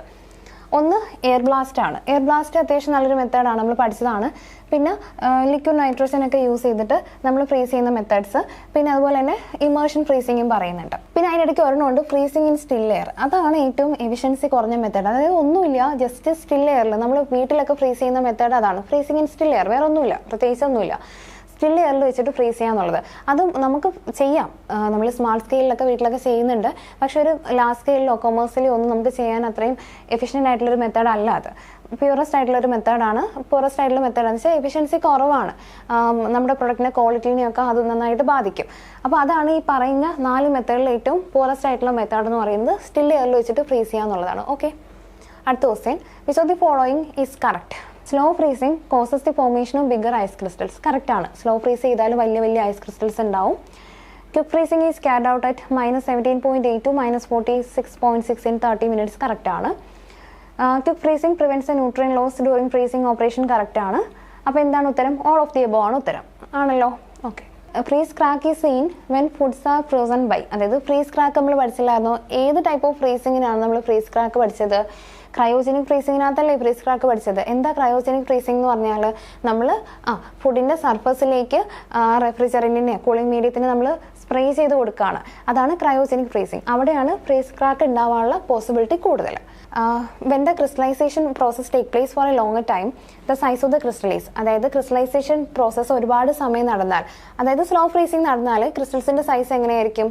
നമുക്കറിയാം, സ്ലോ ഫ്രീസിംഗ് നടന്നാൽ ക്രിസ്റ്റൽസിൻ്റെ സൈസ് ഭയങ്കര വലുതായിരിക്കും, ലാർജ് ക്രിസ്റ്റൽസ് ആയിരിക്കും ഫോം ചെയ്യുന്നത്. സോ ഓപ്ഷൻ ബി ആണ് answer. Ice crystals in frozen meat should be formed by rapid crystallization. True or ഫാൾസാണ് ചോദിച്ചേക്കുന്നത്. അതായത് ice crystals in frozen meat should be formed by rapid crystallization. Rapid crystallization എന്ന് പറഞ്ഞാൽ എന്താണ്? ഒന്നുമില്ല, നമ്മുടെ ക്വിക്ക് ഫ്രീസിംഗ് പോലെ തന്നെയാണ്. അതായത് ഫ്രോസൺ മീറ്റിൽ ഐസ് ക്രിസ്റ്റൽസ് ക്വിക്ക് ഫ്രീസിംഗ് വഴിയാണ് ഫോം ചെയ്യേണ്ടത്. ആണല്ലോ. നമുക്ക് ക്ലാരിഫിക്കേഷൻ ഒന്ന് നോക്കാം. Ice crystals in frozen meat should be formed by rapid crystallization because rapidly forming ice crystals when thawed are absorbed by the meat. Large ice crystals which are formed due to prolonged crystallization damage the tissues of meat, and when they melt, the structure of the meat is not restored. നമ്മൾ ഈ പറഞ്ഞ reasons തന്നെയാണ്. അതായത് നമ്മൾ റാപ്പിഡായിട്ടാണ് freeze ചെയ്യുന്നതെങ്കിൽ, അതായത് ക്വിക്കായിട്ടാണ് freeze ചെയ്യുന്നുണ്ടെങ്കിൽ വളരെ കുഞ്ഞു കുഞ്ഞു ഐസ് ക്രിസ്റ്റൽസ് ആയിരിക്കും ഫോം ചെയ്യുന്നത്. അപ്പോൾ ഈ കുഞ്ഞു കുഞ്ഞു ഐസ് ക്രിസ്റ്റൽസ് ആണെങ്കിൽ നമ്മൾ ആ മീറ്റിനെ തോവിങ് ചെയ്യുന്ന സമയത്ത് ആ കുഞ്ഞു ഐസ് ക്രിസ്റ്റൽസിനെ നമ്മുടെ മീറ്റ് എളുപ്പത്തിൽ അങ്ങ് അബ്സോർബ് ചെയ്തെടുക്കും. പ്രത്യേകിച്ച് വേറെ മാറ്റങ്ങളൊന്നും അവിടെ വരില്ല. പക്ഷേ നമ്മൾ സ്ലോ ഫ്രീസിങ് ചെയ്തിട്ട് ലാർജ് ഐസ് ക്രിസ്റ്റൽസ് ആണ് ഉണ്ടാവുന്നതെങ്കിൽ എന്ത് പറ്റും? ആ ലാർജ് ഐസ് ക്രിസ്റ്റൽസ് നമ്മുടെ ടിഷ്യൂസിനെ ഡാമേജ് ചെയ്ത് ടെക്സ്ചറൊക്കെ മാറ്റാനുള്ള ചാൻസ് ഉണ്ട്. അതുകൊണ്ട് തന്നെ ആ ഒരു ടെക്സ്ചർ മാറ്റം എന്ന് പറയുന്നത് ഒരിക്കലും നമുക്ക് റിവേഴ്സിബിൾ ചെയ്തെടുക്കാൻ പറ്റില്ല. ആ ഒരു ടെക്സ്ചർ പിന്നെ നഷ്ടപ്പെട്ട് തന്നെ പോകും മീറ്റിന്. നമ്മൾ ചെയ്യുന്ന സമയത്ത് ആ വലിയ ഐസ് ക്രിസ്റ്റൽസ് മെൽറ്റായിട്ട് മീറ്റിൻ്റെ ടെക്സ്ചറിനെ അത് ബാധിക്കും. നമ്മൾ നേരത്തെ പറഞ്ഞ പോലെ തന്നെയാണ് എപ്പോഴും നമുക്ക് ക്വിക്ക് ഫ്രീസിംഗ് ആണ് നല്ലത്. കാരണം ചെറിയ ഐസ് ക്രിസ്റ്റൽസ് ഫോം ചെയ്യും, ക്വാളിറ്റീനെ അത് പ്രൊട്ടക്ട് ചെയ്യും. സോ ആൻസർ എന്താണ്? ട്രൂ ആണ്. Which of the following is true about packaging food prior to freezing? നമ്മൾ ഫുഡിനെ ഫ്രീസ് ചെയ്യുന്നതിന് മുന്നേ പാക്കേജിങ് ചെയ്യും. അതുമായിട്ട് ബന്ധപ്പെട്ട് ഏത് സ്റ്റേറ്റ്മെൻ്റ് ആണ് correct? Insulate the food, control dehydration. Insulate the food and control dehydration, neither of the mentioned. അതായത് നമ്മൾ പാക്കേജിങ് ചെയ്യുമ്പോൾ ഒന്ന് ഡീഹൈഡ്രേഷൻ കൺട്രോൾ ചെയ്യും, നമ്മൾ ഓൾറെഡി പറഞ്ഞാണ്. അതുപോലെ തന്നെ ഫുഡിനെ ഇൻസുലേറ്റ് ചെയ്യും, അതായത് പുറത്തുള്ള എൻവയോൺമെന്റിൽ നിന്നും ഒരു പ്രൊട്ടക്ഷനായിട്ട്, ഇൻസുലേഷനായിട്ട് ആക്ട് ചെയ്യും. സോ ഓപ്ഷൻ സി ആണ് കറക്റ്റ് ഉത്തരം. Which of the following is a result of freezer burn? Freezer burn കാരണം ഇതിൽ എന്തൊക്കെ പ്രശ്നങ്ങളാണ് ഉണ്ടാവുന്നത്? Irreversibly changes the colour, texture, flavour and nutritive value. Correct ആണ്. Roast beef turns light brown, അതും correct ആണ്. ലൈറ്റ് ബ്രൗൺ കളർ റോസ്റ്റ് ആയിട്ടുള്ള ബീഫൊക്കെ നമ്മൾ ഫ്രീസ് ചെയ്യുമ്പോൾ ഫ്രീസർ ബേൺ ഉണ്ടായി കഴിഞ്ഞാൽ അതിൻ്റെ കളർ ലൈറ്റ് ബ്രൗൺ ആയി മാറും. പിന്നെ dehydration of food item, okay, freezer ബേണിൻ്റെ ഫലമായിട്ട് ഡീഹൈഡ്രേഷൻ നടക്കും. So all of the mention ആണ് answer. Find a statement that is correct from below. Freezing is the process of storing food at a temperature of -18 to -35 degrees Celsius. Correct ആണല്ലോ. നമ്മൾ ആ ഒരു ടെമ്പറേച്ചറിലാണ് frozen storage ചെയ്യുന്നത്. During slow freezing large ice crystals are formed. അതും correct ആണ്. Slow ഫ്രീസിംഗിൽ വലിയ ഐസ് ക്രിസ്റ്റൽസ് ഫോം ചെയ്യും. During quick freezing large number of small ice crystals are formed. അതും കറക്റ്റ് അല്ലേ? ക്വിക്ക് ഫ്രീസിംഗ് ചെയ്യുമ്പോൾ കുറേ ഐസ് ക്രിസ്റ്റൽസ് ഉണ്ടാവും, പക്ഷെ അത് സ്മാൾ ആയിരിക്കും. അപ്പോൾ 3 ഓപ്ഷൻസും കറക്റ്റ് ആണ്. All of the above. അടുത്തത് find the statements that are correct from below. Small ice crystals are not desirable since they can cause texture damage. ആണോ? അല്ല. ചെറിയ ഐസ് ക്രിസ്റ്റൽസ് ആണ് എപ്പോഴും നമുക്ക് വേണ്ടത്, കാരണം ടെക്സ്ചർ ഡാമേജ് ഉണ്ടാക്കില്ല. തെറ്റാണ്. Large ice crystals are not desirable since they cause loss of natural juices during thawing. അത് ശരിയാണ്. ലാർജ് ഐസ് ക്രിസ്റ്റൽസ് നമുക്ക് ഡിസൈറബിൾ അല്ല. അത് ശരിയാണ്. ഓക്കെ, അത് ശരിയാണ്. Quick freezing is carried out at -15 to -29 in 3 to 72 hours. ആണോ? അല്ല. ക്വിക്ക് ഫ്രീസിംഗ് അല്ല, അങ്ങനെയല്ല. അപ്പോൾ അത് തെറ്റാണ്. അപ്പോൾ ഏതാ? സെക്കൻഡ് ഓപ്ഷൻ മാത്രമേ ഉള്ളൂ correct. 2 only. Find a statement that is correct. Food is immersed in low temperature brine in cryogenic freezing. ആണോ? അല്ല. ക്രയോജനിക് ഫ്രീസിംഗിൽ നമ്മൾ നമ്മുടെ കൂളിംഗ് മീഡിയം ഫുഡിലേക്ക് സ്പ്രേ ചെയ്ത് കൊടുക്കുകയാണ്. ലോ ടെമ്പറേച്ചർ ബ്രൈനിൽ ഇമ്മേഴ്സ് ചെയ്യുന്നത് ഇമ്മേർഷൻ ഫ്രീസിംഗിലാണ്. അപ്പോൾ അത് തെറ്റാണ്. Moisture loss by evaporation from the surface of food leads to freezer burn. Correct ആണ്. In contact freezing food is placed on or between cold metal plate and cooled by conduction. Correct ആണ്. അപ്പോൾ 2 and 3 are correct. 2 and 3. Option A 2 and 3 are correct. Find a statement that is correct from below. Freezer burn cannot be controlled by humidification. Freezer burn control ചെയ്യാനുള്ള ഒരു മെത്തേഡാണ് humidification. So ഇത് തെറ്റാണ്. Freezer burn of frozen poultry which may reduce eye appeal of the product. നമ്മൾ പഠിച്ചു. Poultry freezer burn ഉണ്ടായി കഴിഞ്ഞാൽ eye അപ്പീലിംഗ് കുറയും. ബട്ട് വിൽ നോട്ട് കോസ് ടഫനിങ് ഓഫ് ദ അഫക്റ്റഡ് ഏരിയ. അത് തെറ്റല്ലേ? ടഫനിങ് ഉണ്ടാവും എന്നല്ലേ നമ്മൾ പഠിച്ചത്. സോ ഈ സ്റ്റേറ്റ്മെന്റ് തെറ്റാണ്. During freezing, water separates as ice crystals and the remaining non-frozen portion becomes more diluted in solute. ആണോ? അല്ല. പിന്നെ കുറച്ച് വെള്ളമേ ഉള്ളൂ അൺഫ്രോസൺ ആയിട്ടുള്ളത്. അപ്പോൾ എന്ത് ചെയ്യും? Becomes more concentrated in solute ആണ്. അപ്പോൾ ആ ഓപ്ഷനും തെറ്റ്. 3 ഓപ്ഷനും തെറ്റ്. അപ്പോൾ ഒന്നും ശരിയില്ല. None of the above. അടുത്തത് find out the statements that are correct from below. Nucleation occurs after crystal growth during freezing. ആണോ? അല്ല. ആദ്യം ന്യൂക്ലിയേഷൻ, പിന്നെയാണ് ക്രിസ്റ്റൽ ഗ്രോത്ത് ഉണ്ടാവുന്നത്. Nucleation occurs before crystal growth. അത് കറക്റ്റ് ആണ്. Food freezes during supercooling phase. ആണോ? Supercooling എന്ന് പറഞ്ഞാൽ നമ്മുടെ ആദ്യത്തെ AB ഫേസ് ആണ്. അവിടെ ഫുഡ് ഫ്രീസിംഗ് ചെയ്യൂല, നടക്കൂല. അതെന്നല്ലേ നമ്മൾ പഠിച്ചത്. നമ്മുടെ ഫ്രീസിംഗ് ടെമ്പറേച്ചറിന് താഴെയാണെങ്കിൽ ടെമ്പറേച്ചർ താഴെയാണ്, എന്നാൽ പോലും ഫ്രീസിംഗ് നടക്കാത്ത ഫേസ് ആണ് സൂപ്പർ കൂളിംഗ് ഫേസ്. അപ്പോൾ അത് തെറ്റാണ്. ഓപ്ഷൻ 2 മാത്രമേ ഉള്ളൂ കറക്റ്റ്. 2 only. അടുത്തത് what is a common method used to prevent freezer burn during food freezing? Storing food in warm environment. ആണോ? അല്ല. വാം എൻവയോൺമെന്റിൽ വെക്കില്ല, ഹ്യൂമിഡ് എൻവയോൺമെന്റിലാണ് വെക്കുന്നത്. തെറ്റാണ്. Wrapping food in aluminium foil. കറക്റ്റാണ്. നമ്മൾ പ്രോപ്പർ പാക്കേജിങ് ചെയ്താൽ നമുക്ക് ഫ്രീസർ ബേൺ ഒഴിവാക്കാമെന്ന് പഠിച്ചിട്ടുണ്ട്. Leaving food uncovered in the freezer. തെറ്റാണ്. സ്റ്റോറിംഗ് ഫുഡ് ഇൻ ഫ്രോസ് ഫ്രീസ് അല്ല, അതും തെറ്റാണ്. അപ്പോൾ ഏതാണ്? ഓപ്ഷൻ ബി മാത്രമാണ് ഉത്തരം. നമ്മൾ ടൈറ്റ് അലൂമിനിയം ഫോയിൽ ടൈറ്റായിട്ട് കവർ ചെയ്ത് വെച്ചാൽ, പ്രോപ്പർ പാക്കേജിങ് കൊടുത്താൽ ഫ്രീസർ ബേൺ നമുക്ക് ഒഴിവാക്കാൻ പറ്റും. What does the flash freezing refer? Flash freezing എന്ന് പറഞ്ഞാൽ ഇത് തന്നെയാണ് കേട്ടോ, നമ്മുടെ ഈ ക്വിക്ക് ഫ്രീസിംഗ് തന്നെയാണ്, റാപ്പിഡ് ഫ്രീസിംഗ് അല്ലെങ്കിൽ ക്വിക്ക് ഫ്രീസിംഗ് തന്നെയാണ്. എന്താണ് ഏതാ option? Freezing food rapidly at extremely low temperature, അതല്ലേ? റാപ്പിഡായിട്ട് ലോ ടെമ്പറേച്ചറിൽ നമ്മൾ ഫ്രീസ് ചെയ്യുന്നു, അതാണ് ഓപ്ഷൻ. ബാക്കിയുള്ളത് നോക്കാം. ഫ്രീസിംഗ് ഫുഡ് സ്ലോലി അല്ല, അതല്ല. Freezing food in small batches അതല്ല. Freezing food without proper packaging അല്ല. അപ്പോൾ ഓപ്ഷൻ എ ആണ് കറക്റ്റ്. അടുത്തത് how should frozen food be safely thawed? എങ്ങനെ നമുക്ക് സേഫായിട്ട് ഫുഡിനെ തോ ചെയ്യാം? Thaw food at room temperature ഒരിക്കലും ചെയ്യാൻ പാടില്ല. റൂം ടെമ്പറേച്ചറിൽ ഫുഡ് തോ ചെയ്യാനേ പാടില്ല. Thaw food on the kitchen counter, വെറുതെ കിച്ചൺ കൗണ്ടറിൽ ഓവർനൈറ്റ് ഒന്നും ഫുഡിനെ എടുത്ത് വെച്ച് തോ ചെയ്യാൻ പാടില്ല. തോയ് ഫുഡിന് റെഫ്രിജറേറ്റർ കറക്റ്റാണ്. റെഫ്രിജറേറ്ററിൽ തോ ചെയ്യാം, മൈക്രോവേവ് ഓവനിലും തോ ചെയ്യാം, അതേപോലെ റണ്ണിങ് ടാപ്പ് വാട്ടറിലും തോ ചെയ്യാം. അപ്പോൾ ഓപ്ഷൻ 3 മാത്രമാണ് കറക്റ്റ്, സി ആണ് കറക്റ്റ്. അടുത്തത് at what temperature does water typically freeze? Simple question, നമുക്കറിയാം. വെള്ളം ഫ്രീസ് ആവുന്ന temperature 0 degree Celsius. What is the primary benefit of freezing food? എന്തിനു വേണ്ടിയിട്ടാണ് ഫുഡിനെ ഫ്രീസ് ചെയ്യുന്നത്? Increasing microbial growth. Microbial growth കൂട്ടാൻ വേണ്ടിയിട്ടാണോ നമ്മൾ റെഫ്രിജറേറ്ററിലും ഫ്രീസറിലും ഒക്കെ കൊണ്ടുവയ്ക്കുന്നത്? അല്ല, തെറ്റാണ്. സ്ലോയിങ് ഡൗൺ എൻസൈമാറ്റിക് ആക്ടിവിറ്റി ആണ്, നമ്മൾ പഠിച്ചതാണ്. എൻസൈമാറ്റിക് ആക്ടിവിറ്റിയും നോൺ എൻസൈമാറ്റിക് ആക്ടിവിറ്റിയും ഒക്കെ സ്ലോ ഡൗൺ ചെയ്യും. ആക്സിലറേറ്റീവ് ഫുഡ് സ്പോയിലേജ് അല്ല, ഫുഡ് സ്പോയിലേജ് കുറയ്ക്കാൻ വേണ്ടിയിട്ടാണ്, ഒരിക്കലും കൂട്ടാൻ വേണ്ടിയിട്ടല്ല. Decreasing nutrient content. ഓക്കെ, അപ്പോൾ നമുക്കൊരു സംശയം വരും, ഓക്കെ ഫ്രീസ് ചെയ്യുമ്പോൾ ന്യൂട്രിയൻ കണ്ടന്റ് കുറയുമല്ലോ, അപ്പോൾ ഇത് കറക്റ്റ് ഓപ്ഷൻ അല്ലേന്ന്. അങ്ങനെയല്ല, ചോദിച്ചേക്കുന്നത് ബെനിഫിറ്റ് എന്നാണ്. അതായത് ഫ്രീസിങ്ങിന്റെ ബെനിഫിറ്റ്, നേട്ടമാണ് ചോദിക്കുന്നത്. ഒരിക്കലും ഫ്രീസിങ്ങിന്റെ നേട്ടം അല്ല ന്യൂട്രിയൻ കണ്ടന്റ് കുറയാന്നുള്ളത്. അതങ്ങനെ സംഭവിച്ചു പോകുന്നതാണ്. അല്ലാതെ ഫ്രീസിങ് ചെയ്യുമ്പോൾ ന്യൂട്രിയൻ കണ്ടന്റ് കുറയ്ക്കാൻ വേണ്ടിയിട്ടല്ല നമ്മൾ കൊണ്ടുവയ്ക്കുന്നത്, അല്ലെങ്കിൽ അതിനൊരു നേട്ടമായിട്ട് നമ്മൾ കൺസിഡർ ചെയ്യുന്നതും ഇല്ല, ബെനിഫിറ്റ് ആയിട്ട് കൺസിഡർ ചെയ്യുന്നില്ല. സോ അത് തെറ്റാണ്. ഓപ്ഷൻ ബി ആണ് ഉത്തരം. Final statement that is correct. Freezing kills micro organisms present in the food ആണോ? അല്ല, ഞാൻ പറഞ്ഞില്ലേ, ഫ്രീസ് ചെയ്യുമ്പോൾ ഒരിക്കലും മൈക്രോ ഓർഗാനിസംസ് ചത്തു പോകുന്നില്ല. ജസ്റ്റ് അതിൻ്റെ ആക്ടിവിറ്റി സ്റ്റോപ്പ് ആവുമെന്ന് മാത്രമേ ഉള്ളൂ, അല്ലെങ്കിൽ അതിൻ്റെ ഗ്രോത്ത് സ്റ്റോപ്പ് ആവുമെന്ന് മാത്രമേ ഉള്ളൂ. ഗ്രോത്ത് നമുക്ക് പ്രിവെൻറ്റ് ചെയ്യാനേ ഉള്ളൂ. സോ തെറ്റാണ്. Food can be safely thawed in a microwave. Safely ഫുഡിന് നമുക്ക് മൈക്രോവേവിൽ തോ ചെയ്യാം. Thawing in the refrigerator is not safe. റെഫ്രിജറേറ്ററിൽ തോ ചെയ്യുന്നത് സേഫ് ആണ്. അപ്പോൾ ഈ ഓപ്ഷനും തെറ്റാണ്. സെക്കൻഡ് ഓപ്ഷനാണ് correct. 2 only. Final statement that is correct from below. Packaging need not to be done prior to freezing ആണോ? അല്ല, പ്രോപ്പറായിട്ട് പാക്കേജ് ചെയ്തിട്ട് ഫ്രീസ് ചെയ്യുന്നതാണ് എപ്പോഴും നല്ലത്, in order to prevent freezer burn. അപ്പോൾ അത് തെറ്റാണ്. Slow freezing help to preserve the food's texture and minimize the formation of large ice crystals ആണോ? അല്ല, ക്വിക്ക് ഫ്രീസിംഗ് ആണോ അങ്ങനെ ചെയ്യുന്നത്? അപ്പോൾ ഇത് തെറ്റാണ്. Blanching vegetables before freezing increase enzymatic activity ആണോ? അല്ല, എപ്പോഴും ബ്ലാഞ്ചിങ് ചെയ്യുന്നത് എൻസൈമാറ്റിക് ആക്ടിവിറ്റീനെ കുറയ്ക്കാനാണ്, എൻസൈംസിനെ ഇനാക്ടിവേറ്റ് ചെയ്യാനാണ്. അപ്പോൾ അതും തെറ്റാണ്. അപ്പോൾ എല്ലാം തെറ്റാണ്, ഒന്നും ശരിയല്ല. None of the above. True or false? When freezing liquids such as soap or sauces, it is important to leave some space at the top of the container to allow for expansion as the liquid freezes to prevent the container from cracking or bursting. അതായത് നമ്മൾ ഈ സോപ്പും സോസും ഒക്കെ fill ചെയ്തിട്ട് ഒരു കണ്ടെയ്നറിൽ fill ചെയ്തിട്ട് freeze ചെയ്യാൻ വെക്കുമ്പോൾ ഒരു കാര്യം ശ്രദ്ധിക്കണം. നമ്മൾ അതൊരിക്കലും ഫുള്ള് ഫില്ല് ചെയ്യാൻ പാടില്ല. കുറച്ച് ഹെഡ് സ്പേസ് ഇവിടെ ലീവ് ചെയ്യണം. അതായത് കുറച്ച് സ്പേസ് ഫില്ല് ചെയ്യാതെ നമ്മളിവിടെ ലീവ് ചെയ്തേക്കണം എന്നാണ് പറയുന്നത്. അങ്ങനെ ലീവ് ചെയ്യുന്നത് for expansion as the liquid freezes to prevent a container from cracking or bursting. Correct ആണോ എന്നാണ് ചോദിക്കുന്നത്. നമുക്ക് നോക്കാം.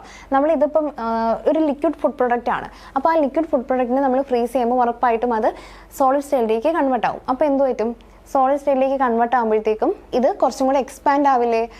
കുറച്ചും കൂടെ എക്സ്പാൻഡ് ആവും. എക്സ്പാൻഡ് ആകുമ്പോൾ നമ്മളിവിടെ ഫുള്ള് ഫില്ല് ചെയ്ത് വെച്ച് കഴിഞ്ഞാൽ എന്താ പ്രശ്നം? എക്സ്പാൻഡ് ആയിട്ട് ഈ ഒരു ക്യാനിനകത്ത് നിൽക്കാതെ ആ ക്യാൻ എന്താ ക്രാക്ക് ആവാനും ബേസ്റ്റ് ആവാനും ഒക്കെ പൊട്ടിത്തെറിക്കാനൊക്കെ ഉള്ള ചാൻസ് ഉണ്ട്. സോ അതുകൊണ്ട് എപ്പോഴും നമ്മൾ കുറച്ച് താഴ്ന്ന് മാത്രം ഫില്ല് ചെയ്യുക. കുറച്ച് ഹെഡ് സ്പേസ് ഇവിടെ ലീവ് ചെയ്തേക്കുക. അപ്പോൾ എക്സ്പാൻഡ് ആയാലും ആ ഒരു സ്പേസിനുള്ളിൽ നിന്നോളും. So we can prevent a cracking or bursting of that container. അപ്പോൾ എന്താണ്? ട്രൂ ആണ് അല്ലേ? ട്രൂ ആണ്. അപ്പോൾ ഇത്രയും ക്വസ്റ്റ്യൻസ് ആണ് നമുക്ക് ഫ്രീസിംഗ് പോർഷനിൽ നിന്ന് കവർ ചെയ്യാനുള്ള ക്വസ്റ്റ്യൻസ്. അപ്പോൾ നമ്മൾ ഫ്രീസിങ്ങിൻ്റെ തിയറി ക്ലാസ്സും എടുത്തു, ക്വസ്റ്റ്യൻസും കവർ ചെയ്തു. അപ്പോൾ അത് എല്ലാവരും നന്നായിട്ട് നോക്കുക, ക്വസ്റ്റ്യൻസ് പ്രാക്ടീസ് ചെയ്ത് നോക്കുക. അപ്പോൾ നമുക്കിനി അടുത്ത ക്ലാസ്സിൽ അടുത്ത ടോപ്പിക്ക് നോക്കാം. താങ്ക്